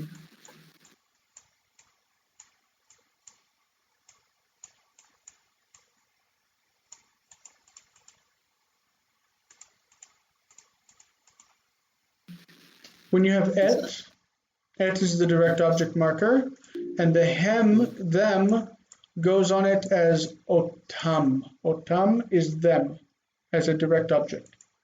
Ha'of achal otam. Otam. Veha'of achal otam. Means the birds ate them. The birds ate them. The word achal is singular because of is a collective noun. It's like the class studies Hebrew. The class studies, it refers to different people in the class, not one person. And of here is not just one bird, but it's birds. And then achal is singular because it's a collective noun. Like in the birds were eating on. The birds were eating them, otam. Eating them over. Min. What does Min mean? hasal. Min hasal, what does it mean? From the my basket. head. From the basket. Me'al Roshi. Roshi. So if this is a table, then this is me'al ashulchan, me'al. Me'al is above. If you put something on the table, it's al. Al hashulchan is on the table. Me'al hashulchan means above the table. So me'al roshi would be above my head. Above my head. Above my head. Yeah. Above my head. So uvasalim mikol machal par'o ma'aseh ofeh v'ha'of achal otam min hasal me'al roshi. And in the basket, there were some of all of the dishes of Pharaoh, the work of a baker, and the birds were eating them from the basket above my head. Okay? Right. Yeah. Got it. By the way, I put in the corner here how many slides we have for reading, so that we don't get lost in the, we can know where we are. I believe we have Ward in the next one, please. So, Vayomer Yosef Ze Pitrono. You know, Pitron is interpretation, right? Right. Yeah. Just as a way of commenting, I'm sure that most of you, because I think all of you guys joined me from the nerdy language majors, and so you would certainly know the word pesher. Pesher is, it's like a type of literary text of interpretation, a interpretive text, like the Pesher Habakkuk in the Dead Sea Scrolls. Pesher is from the same idea as patar. The shin and the taf slide back and forth between each other in Hebrew and Aramaic. So the word shalosh that we learned is 3. Shalosh in Aramaic is tlat. Tlat means 3 in Aramaic, tlat. Shalosh, tlat. It's the same word. It's just the shin and the tav have replaced each other. The word snow in Hebrew is sheleg. In Aramaic, it's tlag. Tlag. So here, this taf is related directly to the word for pesher that we know from the Dead Sea Scrolls. It's an interpretation. Liftor is to interpret, and pitron is an interpretation. This is still a word that's used in modern Hebrew, pitron, but most Israelis, instead of saying pitron, they say pitaron, and that's a mistake. It's a mistake. The word is pitron. Pitron, and with the suffix pitrono, its interpretation, that is of the dream, because halom is masculine, dream, and pitrono is its interpretation. Okay, so Joseph said this is its interpretation. That was I get on soapboxes. I don't know why I do that, but you're doing fine. That's a great job, though. I highlighted these ones, I'm sorry, because of the number phrases, because last chapter. Sorry, I just wanted to mention before you go on. Sholeshet, Sholoshet, Ashalim, so the 3 baskets. Shaloshet, Yamim, Hem. Oh, that's they beautiful. Are 3 days. The hem there, what do you get what the hem is there for? Well, I'm trying to make sense of it. It does seem funny given English, but I'm thinking it's like 3 days they are. Yeah. I like when I was teaching English in Israel, I would explain to people that this was basically something I would say in intermediate English lessons, not in the basic ones. If you say he.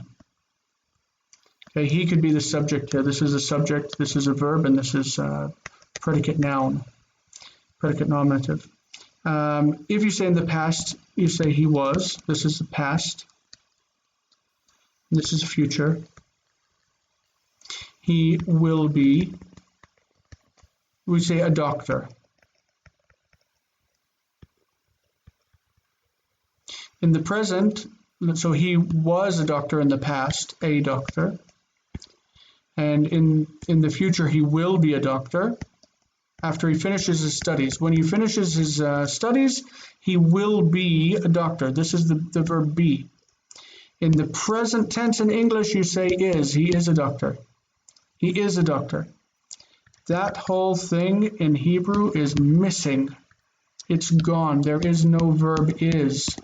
And that is a problem. So you say he was a doctor, he will be a doctor, and you say he a doctor. That's a verbless clause, right? We talked about that nominal clauses in Hebrew. Nominal meaning that it uses only a nomen. Nomen is Latin for noun. Nomen means noun or name. So nominal is a sentence without verb. It's only nouns or adjectives. In this case, this word hem is functioning like the word is, or are. In this case, it's plural, sorry. It's are. And we would put it right there in English. Shloshet hasalim, the 3 baskets, are shloshet yamim, 3 days. The 3 baskets are 3 days. He's saying this is its interpretation. The 3 baskets are 3 days. In Hebrew, you put it at the end. This is the subject. This is the what we call in Hebrew the nasu. Nasu is opposed to noseh. Noseh is subject. Nasu is here. It's the predicate. Predicate. Subject and predicate. In my mind, I kind of read it. The 3 baskets, they 3 days. Yeah, because there is no verb are, because the word are doesn't exist, the personal pronoun will take its place in many, many cases. So shloshet yamim hem, it means they are 3 days. Okay, so זה פתרונו, 3 הסלים, 3 ימים הם. Hem, this is really natural Hebrew. We talk this way in Israel today. This is very, very natural. What is being written here really is good Hebrew, even though it sounds weird in English. 3 הסלים, 3 ימים הם. Notice the subject is definite, and the predicate noun is indefinite. Very, very common. Subject is definite, hasalim. The predicate noun is yamim, indefinite. Happens all the time. This is a very good sentence. It feels weird in translation, but it's beautiful Hebrew. Next. Any questions about that? You understand? Like, it's kind of weird, but understand?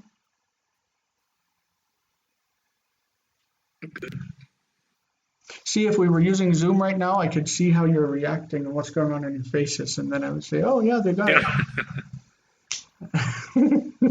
That would be a real advantage for you. I see. I know, because I ask questions and then I just sit here and I'm like, I don't know if anyone's going to answer me. All right. So next, I think we're back to Dana.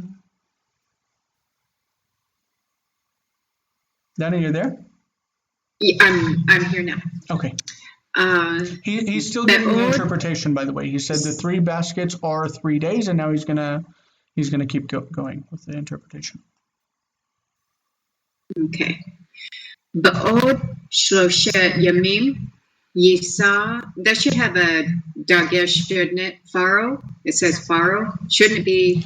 Yes. Beged kafat. I would normally expect it. Yes. It's basically. I know that you and I looked at the accents at one point in the past, right? Right. A long time ago. A long time ago, we sat with the cantillation book. Okay, so what we have going on here, this accent is called kadma. This accent is called mapach. Mapach. This accent is called pashta. I know it looks like kadma, they look the same. Kadma is in the middle of the word, pashta is on the end of the word. And this one is called katon, zakef katon.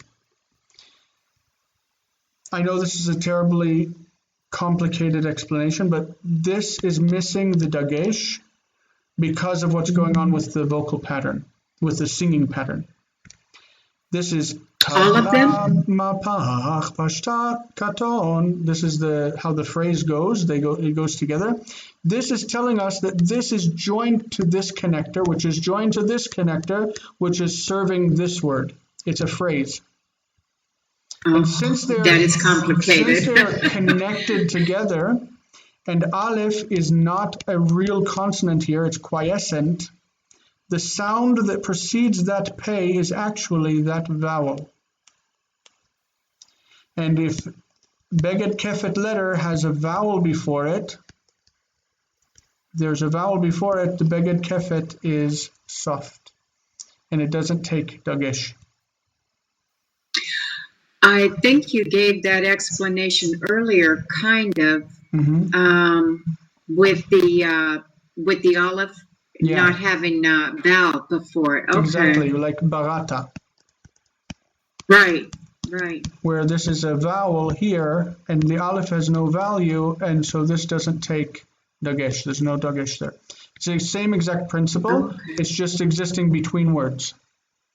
Where the vowel is the end of the word, and so the next letter doesn't take dagesh lene. If it were here, if the word pharaoh were here, it would take dagesh. Even like if this accent were present on that word. This accent is riviyah. The riviyah accent breaks the phrase. And so we're going to learn this in the future. You don't need...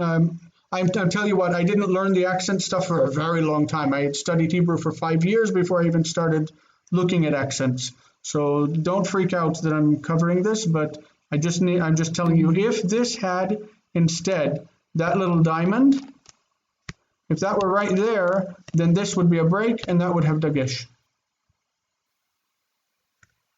Okay? Okay.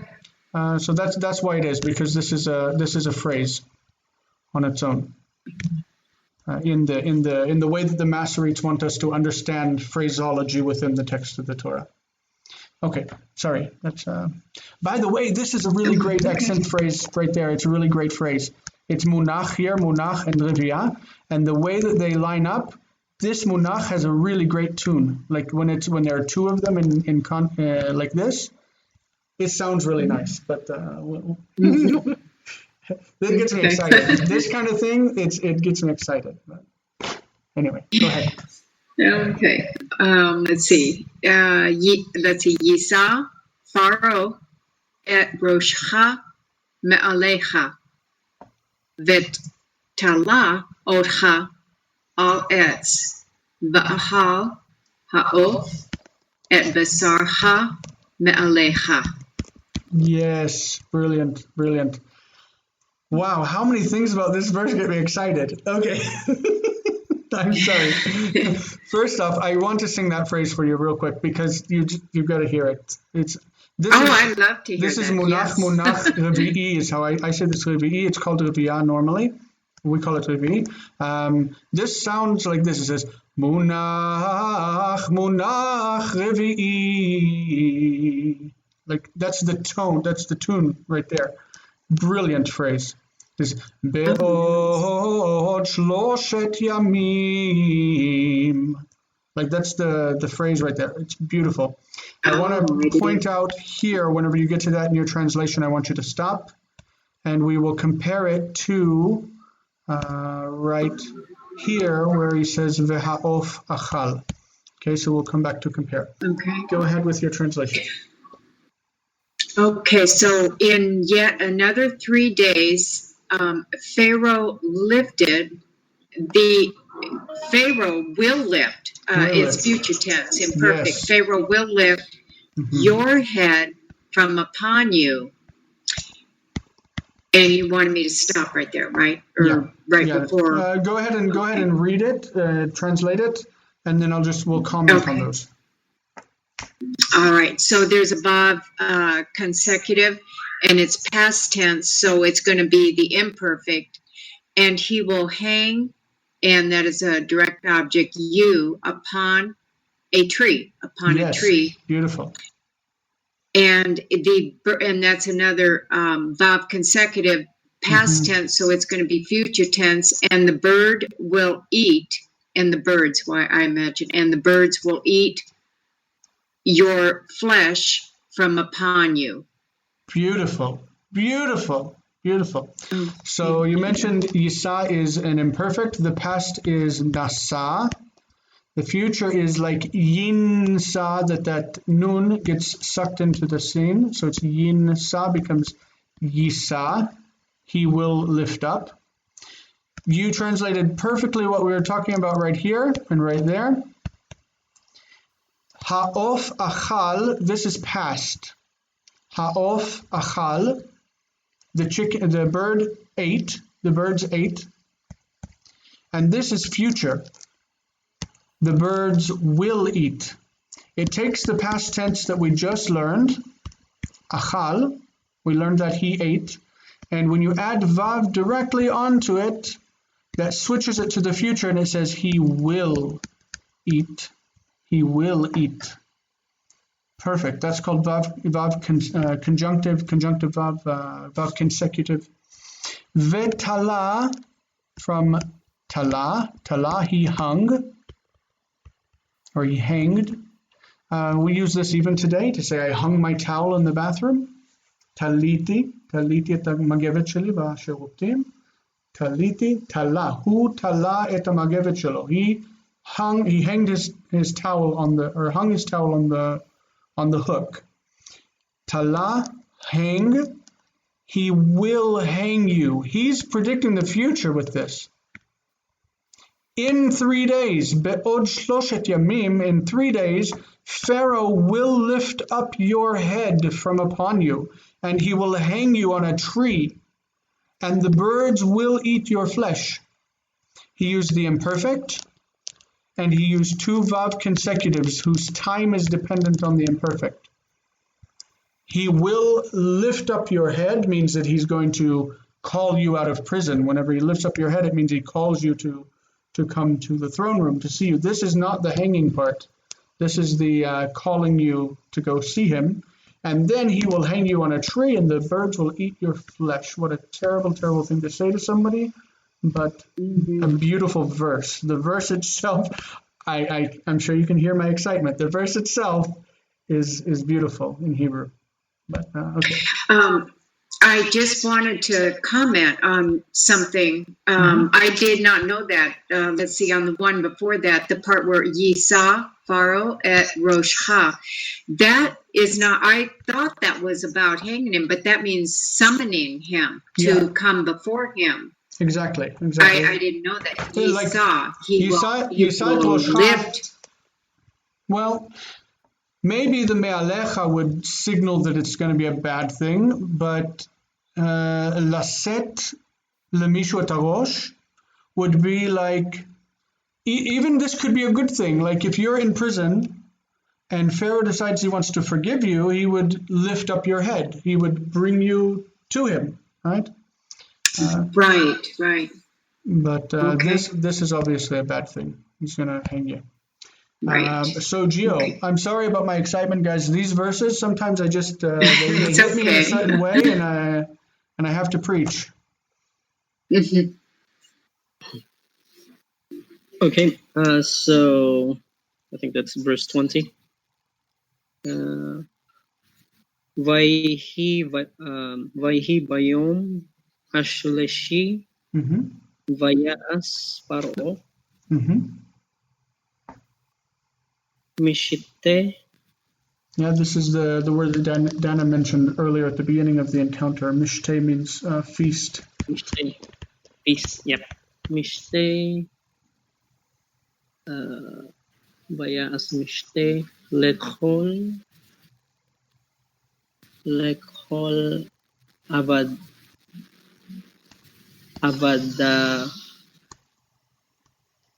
Avadav. So the word is eved and the plural is avadim, slaves. Avadav. And avadav means his slaves, right? His slaves. Servants, or his slaves.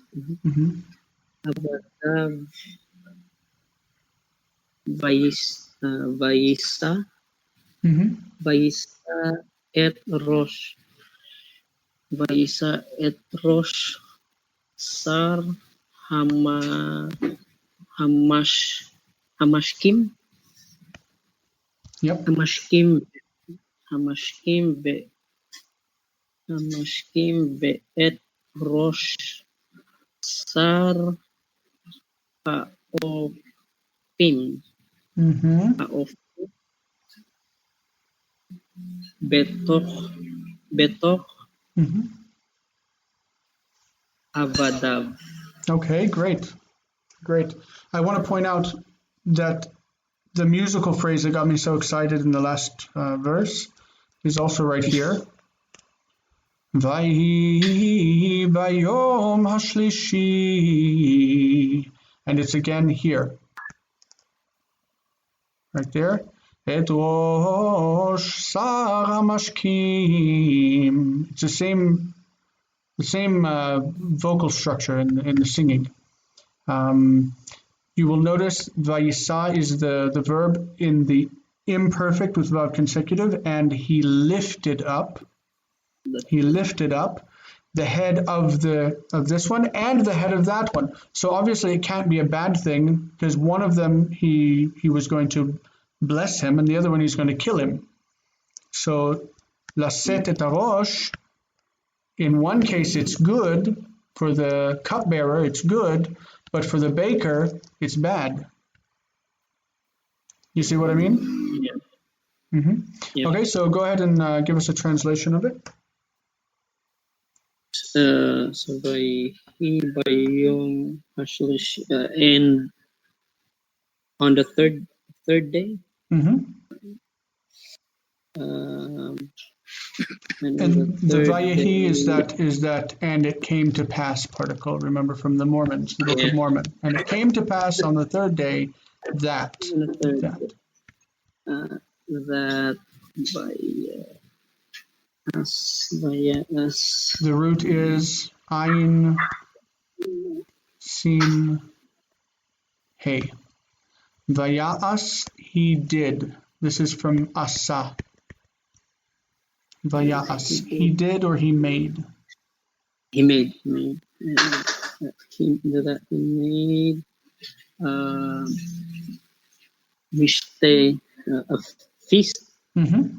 A feast. He made them a feast like whole Avadab for all the slaves or the servants, for all the servants, a feast for all the servants Of him. Servants of him. His him. servants. Mm-hmm. His servants, for It's all his perfectly servants. fine to say slaves because it meant slaves. Pharaoh had slaves. Okay.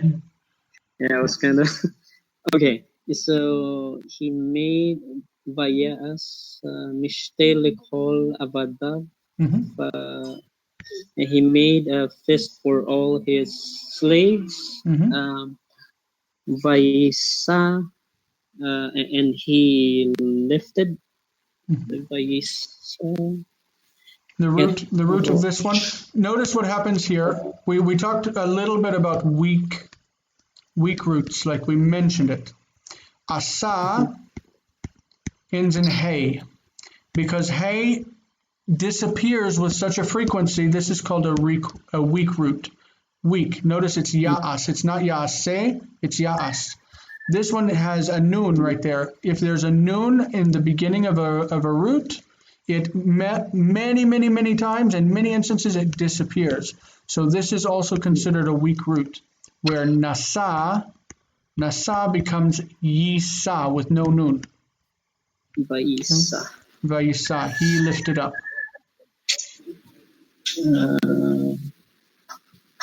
Vaisa Edros, he lifted up the head, Rosh. And then at Sar, chief. Sar is like Sar means minister. It's the minister of the cupbearers, means it's the chief cupbearer, right? Chief cupbearer. The prince of the cupbearers. Sar Hamashkim. The et Rosh Sar. So he lifted up the head or chief cupbearer and the head chief baker of him. So the head of to lift someone's head means, like we said, to call them before you. If they are in prison, you lift up their head, you call them out of prison. Okay. And it's Bitok. What is this one? This is from the root afa. Afa means he baked in the past. So ofim are people who bake. It's from ofe. Baker. Yeah. So ofe is the singular, a baker, and the plural takes away the hey and adds im. Ofim. Okay. Ofim. Bitok Avadav. Yeah.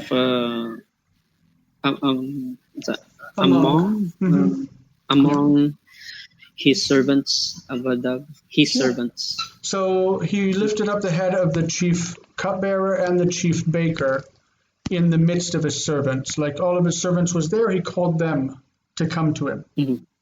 Okay. Yep. Next. Ward, it's your turn, I believe.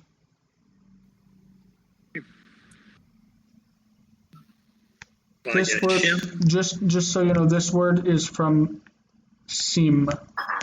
Sim. It's also a weak, middle weak.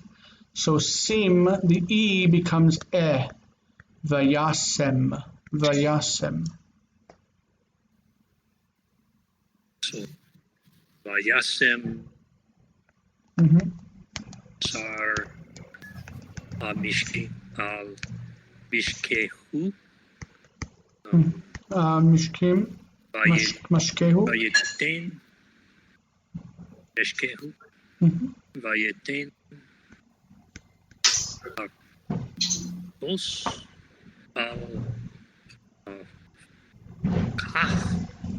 Kos.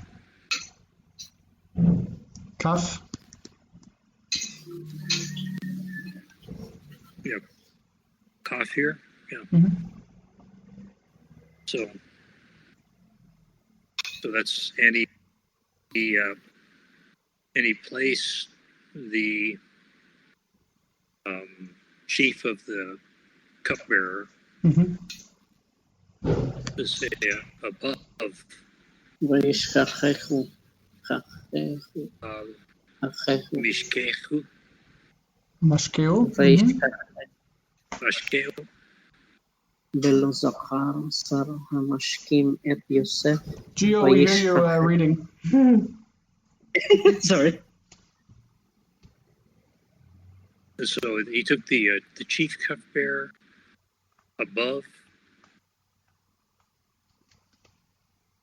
Or over. Yeah, I don't understand that exactly. Above, and then it's like I would read mashke here as like mishte, like his feast. He put him over his feast. Means he put him in charge of it. Oh, I misread that.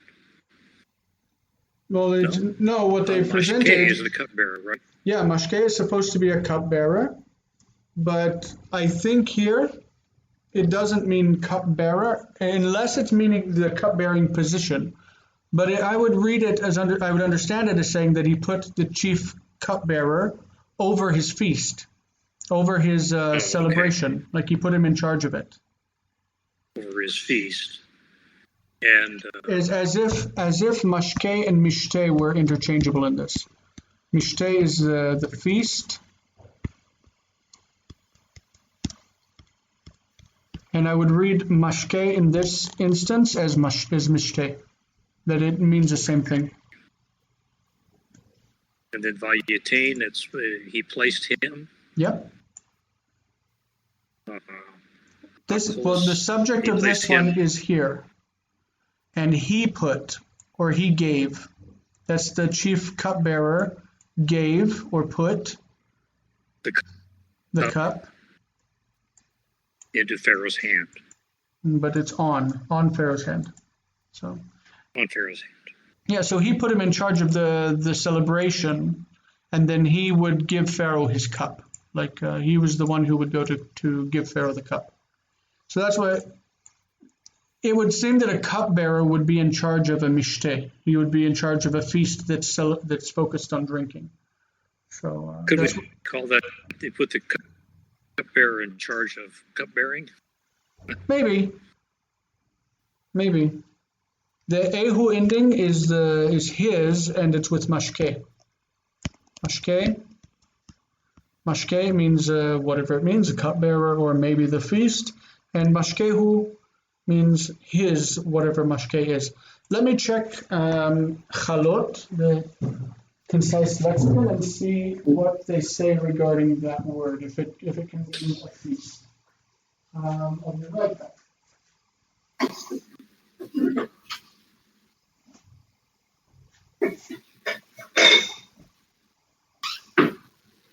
So I'm pulling out concise Hebrew and Aramaic lexicon of the Old Testament by Holiday, and we'll see what he says. He says that it can mean the office of cupbearer. So he put him over that office. And he gives reference to Genesis 40, verse 21. He says it can mean a cupbearer, it can mean a thoroughly watered land in Genesis 13, and it can also mean just a drink or beverage. That's true. In modern Hebrew, mashke means a drink. And the plural is mashkaot. That's what we say in modern Hebrew. Okay, so he put the cup on Pharaoh's hand, or in his hand. And this is the penult verse. We've got one more after this one. I will read this one, and then I'll let Dana finish up the reading. Ve'et sar ha'ofim tala, kasher patar lahem Yosef. Ve'et sar ha'ofim tala. Okay, this phrase all goes together. This means he hanged the chief baker. Notice that I didn't mention it earlier, but we would say X could be any element like a noun or whatever, in this case the object, plus the verb in the perfect. This is the past. So in this case, et sa'ofim comes before the verb. So the verb is in the perfect form. This is, and the chief baker, he hanged. This is the object and the subject. If it were not this way, and the verb was on the and, we would have the vayitle. I've never heard this word, but maybe it exists. Vayitle, and he hanged. If it were with the vav, it would have to be the vav consecutive. But in this case, it's not with the vav, it's with something intervening, so it uses the perfect form. Okay, here is also a subordinator, and so it uses the perfect form. This is how it works in Hebrew, generally. So most of our verbs, you will see vayehi, vayas, vayisa. It's going to be the vav consecutive. But if something intervenes between the vav and the verb, it goes into the perfect form, which is what we are learning now, the perfect. Tala. Am I talking over your head, or you understand the terminology well enough?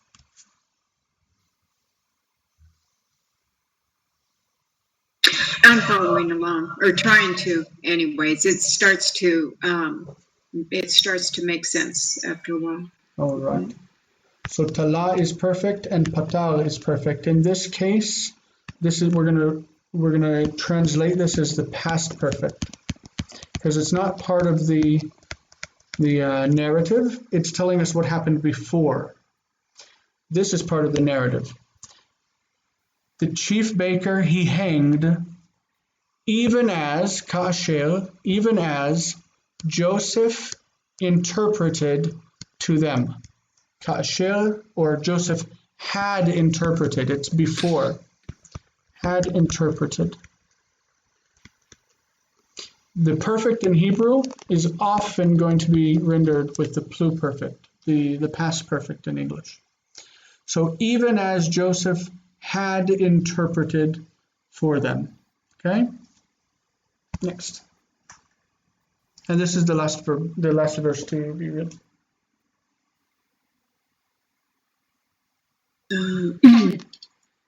Velo zachar sar hamashkim et Yosef v'yishchach oto. Mm-hmm. And the chief cupbearer did not remember Joseph, and he forgot him. Mm-hmm. In this case, it repeats it. Yeah, if he didn't remember, then he forgot, and this would be contrastive. So it's going to say but. The chief cupbearer did not remember Joseph, but he forgot him. It's not this in addition to that. What is this? Later. It's not this plus this. It's this in spite of this, right? He didn't remember him, but he forgot him. That's a very true. The vav can be like aval, but aval, but is like vav. Good. Anything? Notice that there's something intervening between the vav and the verb, so it takes on the perfect form, zachar. Okay. If it were not like this, it would say vayizkor, and he remembered. Vayizkor. Okay. But velo zachar, he did not remember. Whew. Okay, let's see. Yeah. Why did I put that there? That's an accident. Okay. This should not say reading practice. It should say conclusion. I didn't mean to. Do you have questions or comments before we close out? Just a comment. I learned something new with the vav consecutive and how there's something in between it, and it's a perfect. I never noticed that before till we just you went over it in class. So that was good. Fantastic. We're going to look at how it fits into Hebrew syntax later on, and how we should understand verbs that are not verb consecutive. The verb consecutive carries the narrative on. So when you say Joseph did X and verb consecutive, it takes X to Y to Z to on and on and on. That's the idea of the verb consecutive. It carries the narrative forward. So if anything interrupts the narrative, anything interrupts the process of going, and he did this, and he did that, and he did. If anything interrupts and you give background information or something like that, it's going to switch into the perfect. The perfect will interrupt the flow. And so something will happen. They will put something before the perfect so that it can break the verb consecutive. So it will break it. It'll have, and Jonah went into the belly of the ship and fell asleep. Once it's broken that phrase, that string with a perfect, the next verb is going to be verb consecutive. And it's dependent on this one. So when it says, and Jonah went down, it says, Ve-Yonah yarad. It's going to say, Ve-Yonah yarad wherever he went down. And then the next word, Yonah is the subject, and the verb is yarad, went down. Then it tells where he went. The next verb is going to say, Vayiradem, and he fell asleep with verb consecutive. Vayiradem. The idea is that once something is determined that it's interrupting, everything that follows it is going to be dependent on it. It's going to be verb consecutive. Okay, so if Joseph says, let me interpret your dream for you, the first thing he's going to say is the imperfect. He's going to say, Pharaoh is going to do this. He's going to use the imperfect. And then after that, he's going to use the verb consecutive. And he's going to use the perfect with the verb consecutive to make it in the future. So he's going to say, Pharaoh is going to call you forth. He's going to lift up your head, going to call you forth. And he will hang you, and the birds will eat your flesh, and it's verb consecutive after that. You know? We're going to get into syntax eventually. It is a very controversial part of studying Hebrew, but it also is very exciting. I told you that I was happy to get into the verbs and that this is my favorite part. It is. I don't know if you notice how animated I've become in this lesson, but there are so many things that we're getting into that really excite me about the text. So I hope that I can inspire you to have a little bit of excitement about Hebrew. And next time we'll be on Zoom, and so you'll see my funny faces, and I will see your faces. I just wanted to say, as far as final exams are concerned, before we go on, we are going to have a final exam. I know we sound so college-oriented. They will be on May 15th. Since we don't have to meet in person, we can still have our exams. Yeah, I placed a calendar on the Moodle page that you can check out. It has all of the dates for the encounters. If we want to add anything, we can definitely do that. A certificate will be given to anyone who completes the final exam successfully. It looks like this, Tudat Siyum. It will have your name. I designed them yesterday. This is to certify that so-and-so has successfully completed the first level biblical Hebrew course through the Hebrew Cafe's online language training program, with a signature right there. That doesn't exist. This is not an accredited course, but you knew that coming into it. I just want to stress that this certificate is for you and for your accomplishment. And I really believe that it is an accomplishment. You guys have done so well, and you've inspired me so much. And I really appreciate your involvement. This course that we're doing up to chapter 17 is the equivalent of one semester of Hebrew study in college level. And I've given it to you hard. I've not taken it easy on you at all. The second semester would be in what we're going to continue on. If you guys want to continue on with me, it's going to be from chapters 18 to the end of the book. It will cover all of the verb system in Hebrew. The verb system is always second semester Hebrew. First semester gets up to the Qal. That's what we're doing. So all basic grammar will be covered in Hebrew, in HE 102, Hebrew 102, beginning Hebrew. And I really hope you continue with me. And I'm looking forward to putting your names right there and signing this and giving it to you and saying you guys did a fantastic job. And until now, I've been very happy with you.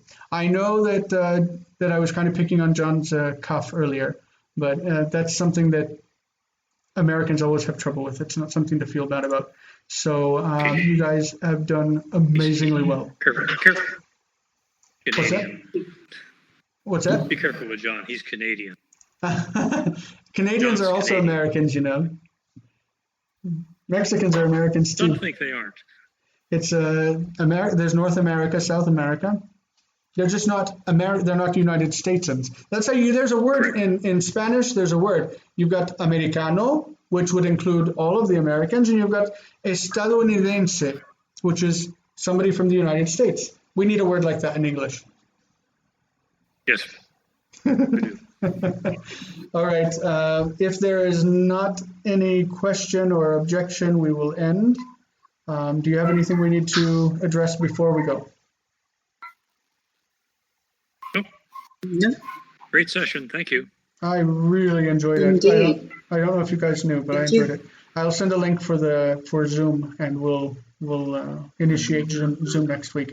If anybody wants to add me, my email address is, of course, let me put it on here. Hold on. On Zoom, you just add somebody by email address. So it's jaihare@gmail.com. Okay. So I'll ask you a why does it question. keep going Where in do you Hebrew? add that when you're doing? Okay. Let's see if it will let When me you're in share. Zoom. Let's see if it will let me share a screen here. I'm going to try this.